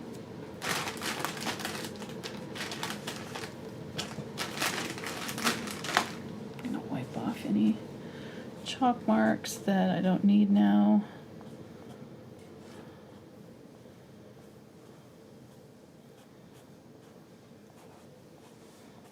You can see the open spots that we've got on our palette. Pretty good spacing, I think. I definitely think I'll want something there. I'll probably just do a couple leaves or something. And I might do a couple more leaves coming down here. So let me do that with some of this green that I've got over here. Some of this kind of more muted green. I'm just gonna kind of do a few leaves. So we're just filling in some of this space. The anemone leaves are kind of pretty. They've got kind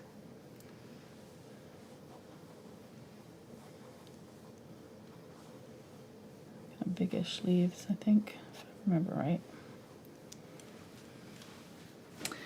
Though I don't know if I want that much green. There's a lot of green there, so maybe I'll make it more of a teal.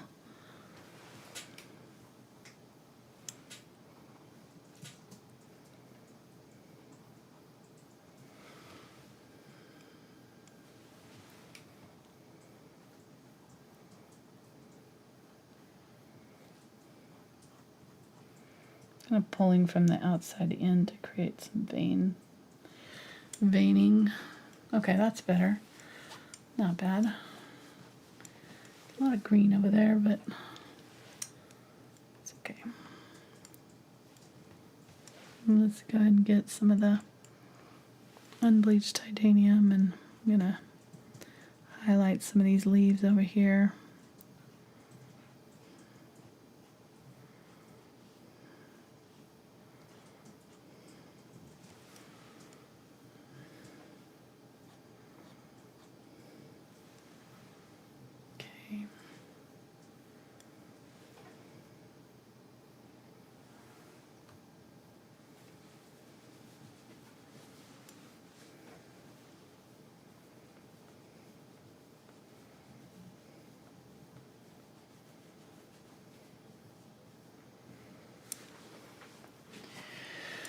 I don't love this one. I really don't like that at all.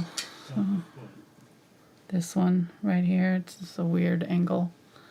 So I need to kind of transition this better. Either leave for another flower or something. There, I might just put some more forget-me-nots in that area to help fill it in. Or I could do that.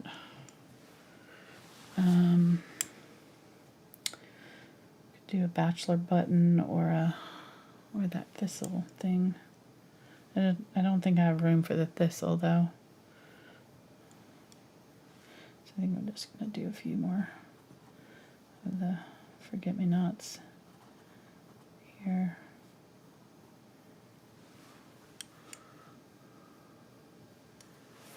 I don't know, there's a lot of that color. All right, I feel like I'm going off the rails here. Let me just pull back, regroup. I'm obsessed about things that I can't fix right now, so I'm going to add my white centers to these.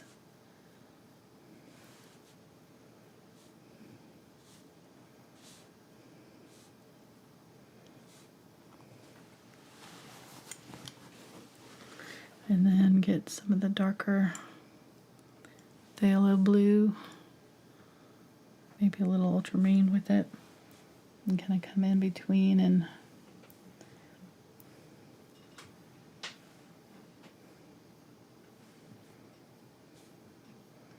add some darker shadows to these petals.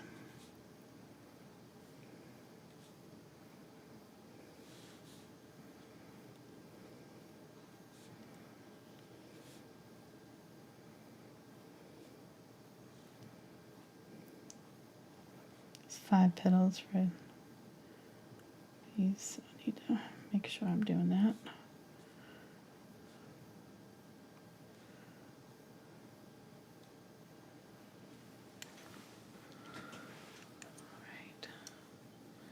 Cute.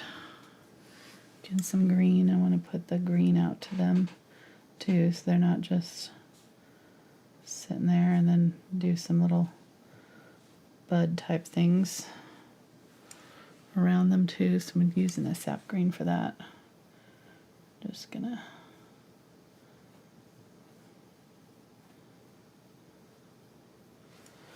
do some little dabby dabs.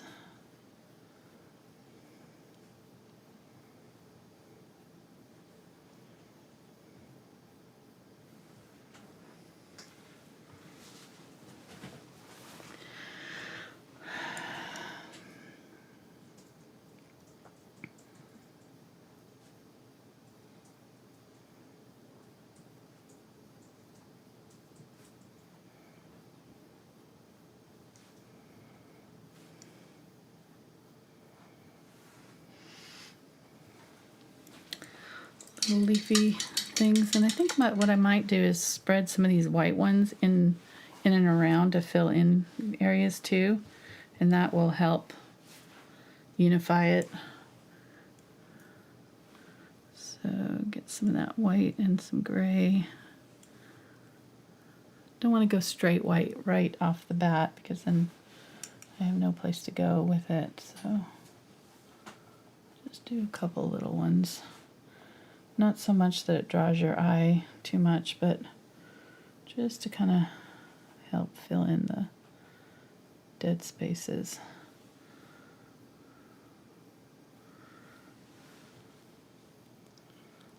And this one's going to have white in it, so go ahead and use that white.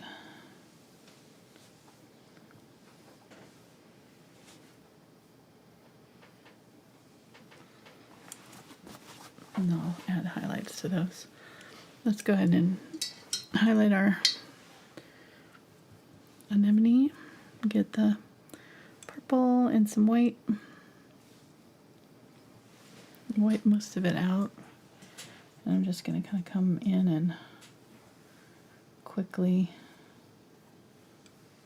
dry brush some streaks toward the center to add some light on those petals. Doesn't take much. And you can use it to kind of overlap some of them if you want them to look like they're over the other ones. So that one got a little too light, so I'm just gonna get my purple and come the opposite way and pull up.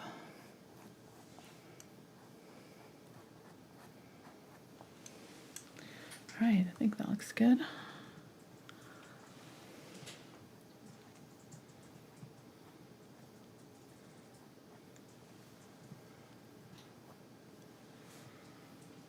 And let's get a little bit of that sagey green and dab it in the center of this, the circle.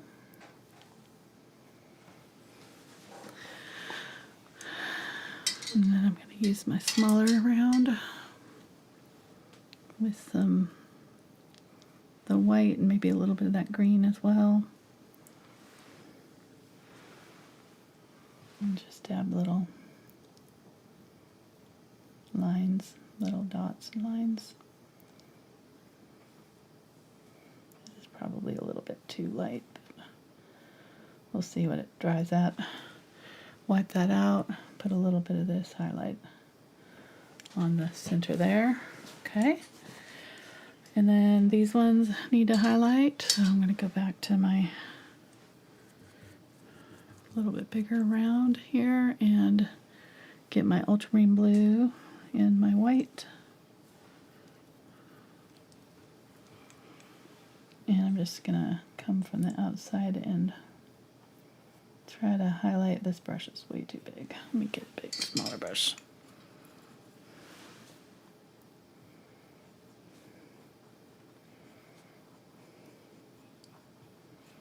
Here we go. So ultramarine blue and white. And I can still hear your thing, honey. It's pretty loud. I thought I had it muted. I'm sorry. It's okay.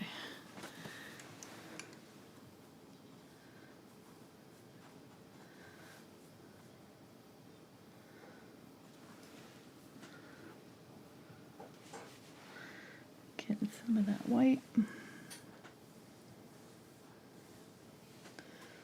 Yeah, I don't want it super light, but I also don't want it this dark, so kind of just adding these little highlights, and then I'm going to come back in and add more ultramarine blue to these. But some of them have pretty bright highlights, so I'm just kind of trying to get in some light blue on a few of them. Just kind of pulling it towards the center there. You can see I'm being pretty messy. This is not super careful with each, brush stroke here. That looks good enough. I'm gonna go ahead and do a little bit of this on these ones. With a little bit of that phthalo blue light mixture. I probably need some darker bits on these flowers too. These forget-me-nots.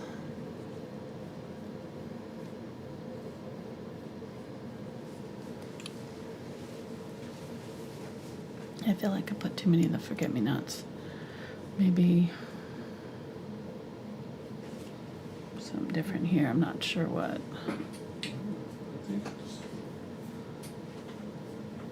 Could do the white flowers there.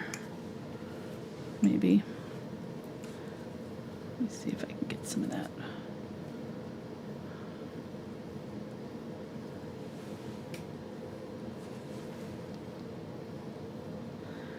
Background color in there.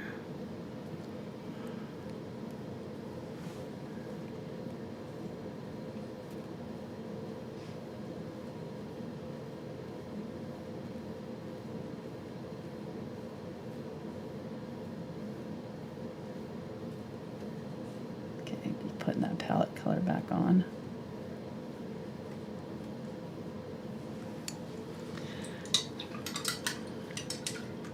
And we'll do some white. We'll do some blue though right there. That's where kind of the blue was blotched out. So maybe just some ultramarine blue paint, like paint splotches. And we'll get that white. Come back in and do some bright white. And then I think I'll do a bright white one right there, too.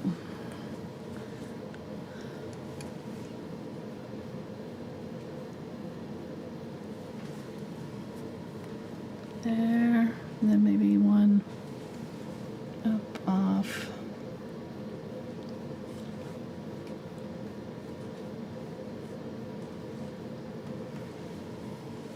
Yeah, that's nice. Kind of peeking in. So let's do another one kind of up here somewhere.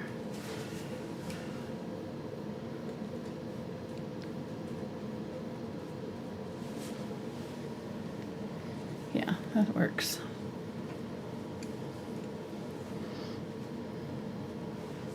Okay, getting that burnt umber, burnt sienna and India, or yellow oxide for the centers.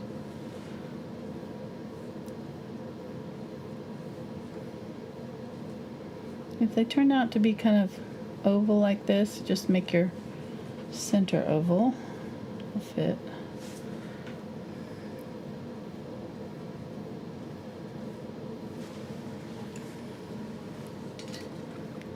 Yeah, that's cute. I like that. That works. You can always add more leaves, whatever you need to do to kind of help fill it in, make it look good. I'm gonna maybe add a couple little leaves around this guy to fill in this white space I've got. Green, gold, and white.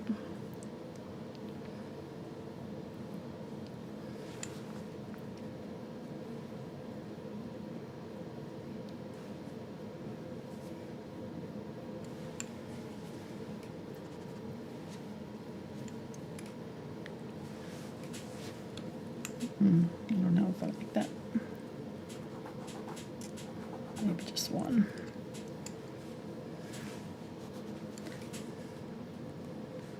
Okay.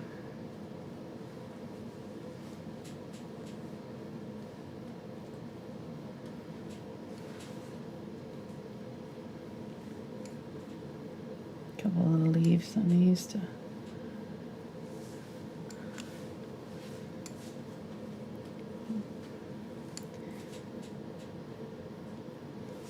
okay. We're almost there.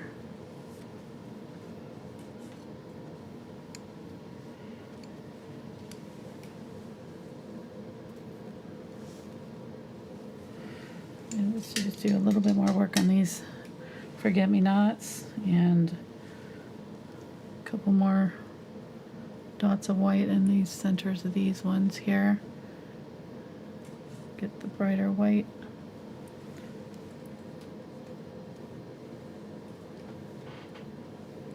Okay, and then I'm gonna use that brighter white also in my forget-me-nots in the centers.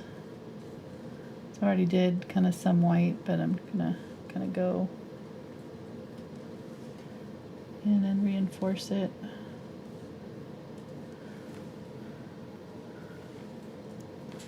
Shoot, come on.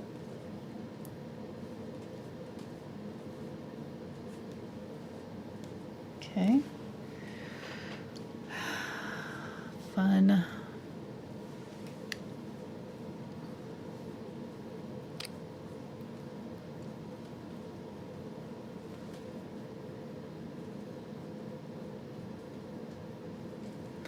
Oh yeah, get some yellow now and go back into the centers of these daisies with the brighter yellow, cadmium yellow light. Just little dabs, leaving that dark showing so that it's got a little contrast. And I think there's a little bit of green in the center of the forget-me-nots, if I'm not mistaken.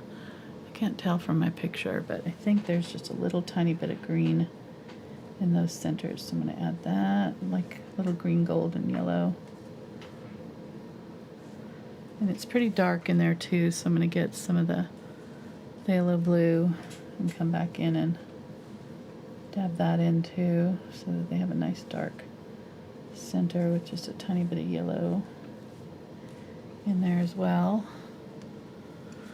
And use that phthalo blue, ultramarine blue with a little bit of white. Just kind of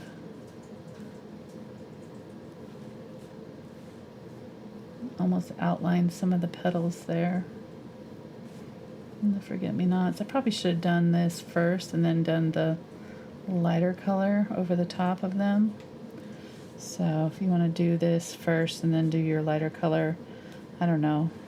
It kind of doesn't matter as long as you've got a little contrast in there however it gets there. It doesn't really matter if you put it on first or last or whatever. I'm going to put a little bit of a shadow color in that green of my rose leaf.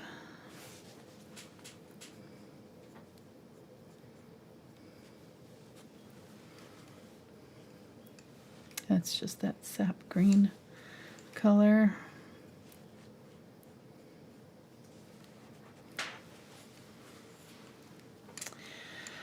All right, I think we're about done. Wow, that was really pretty. I like how it turned out. And I probably could go another hour just doing more fun stuff to it, but I think I'm going to stop there because we're already over our 2-hour time limit, which almost marks bedtime, so. All right, so there's that one, and there's this one. That one definitely, this one's definitely a little bit more realistic style, I would say. I didn't do the little bee, but you could add our little bee to it. I can do the bee really fast. He doesn't take time. He doesn't take a lot of time. Let's do our little bee. Where should we put him? Maybe over here, kind of. We put him up here, maybe. Let me get black. All right, so he's got his little head. It's like a little triangle, a little pointy. Then there's a body. It's got a little.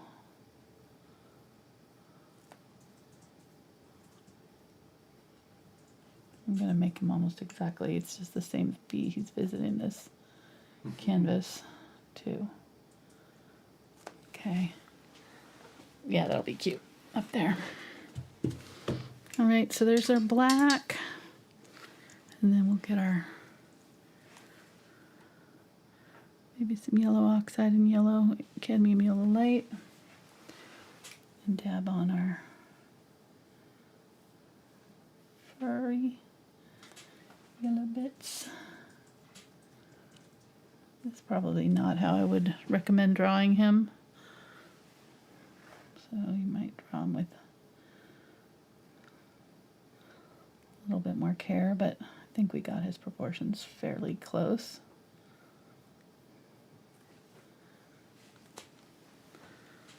Oh, he's cute. I always love doing little bees. They're so sweet. Our bees are pretty nice in our garden. They don't bug me too much. I just go in and they don't like it when I pick their flowers. That's but they don't ever. I've never gotten stung, so fingers crossed. I've gotten buzzed a few times, but they're pretty. They're not going to bother you unless you're bothering them, you know. All right, get some white here. Thin it out. Maybe get a little glaze to it so it's a little translucent. And I'm just going to do a little bloop, bloop for the wings.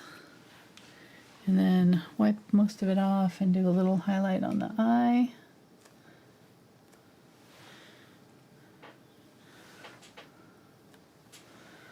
And there we go. There's our little bee. Cute. All right, I'm going to call that done. I like it. Let's do one more layer of splatters just to kind of finish it off. Exactly. With more like white, I think. So get some of my glaze, some of my whitish color. My white is all dirty, so it's not going to be pure white. But well.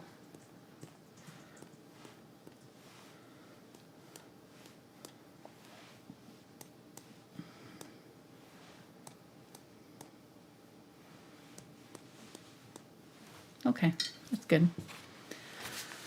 There we go. Fun. Hope you guys liked this one. Hope you try it. This was a lot of fun bringing it to you. I really enjoy getting to do these with you. We've done several hundreds over the years. So if you want to check those out, you can go to my website, thankfulart.com, and You can browse all of the hundreds of videos there. There's a really good, if you go to the tutorials section, it'll take you to my homepage that just talks about me. But if you click on the tutorials, you can go into the tutorial section. You can search by date range or by theme. You know, you have a particular kind of painting you're interested in, florals or more bees or butterflies, whatever, landscapes, seascapes, what you name it, we've got it on there, all kinds of different things, lots of animals and different things, and then it'll tell you with little crown if it's like one of our Patreon tutorials and take you to Patreon. It's got the traceables there and all that kind of stuff right there on my website, so it's really easy to get to. And then if you want to just go straight to Patreon to see what we've got for our bonus content, it's patreon.com/AngelaFineArt. All right, I'll show you what we've been working on with our $15 tier. We're almost done with it. We've been finishing up these teacups. So we do like more of an in-depth paintings with that tier because I do them on Thursdays and I just work on them until we're done. So we do it over several weeks, and we're going to be doing flowers and doing more realistic roses and flowers and finishing those up. And we'll have this one done this week, this Thursday. But this has been 5 weeks, I think, to get to this point. This one kicked my butt. It had a lot of detail in it. This took 2 weeks almost, just that one. And we work for about an hour and a half to 2 hours a week. So that's to give you a time reference how long that took. But anyhow, so all right, that's it. Thank you guys so much for hanging out with us for another Tuesday night. Hope you enjoyed it, and give it a thumbs up, like, subscribe if you haven't already. Hope you come back. We'll be doing this again next Tuesday, and we'll see you then. Thanks for watching. Bye.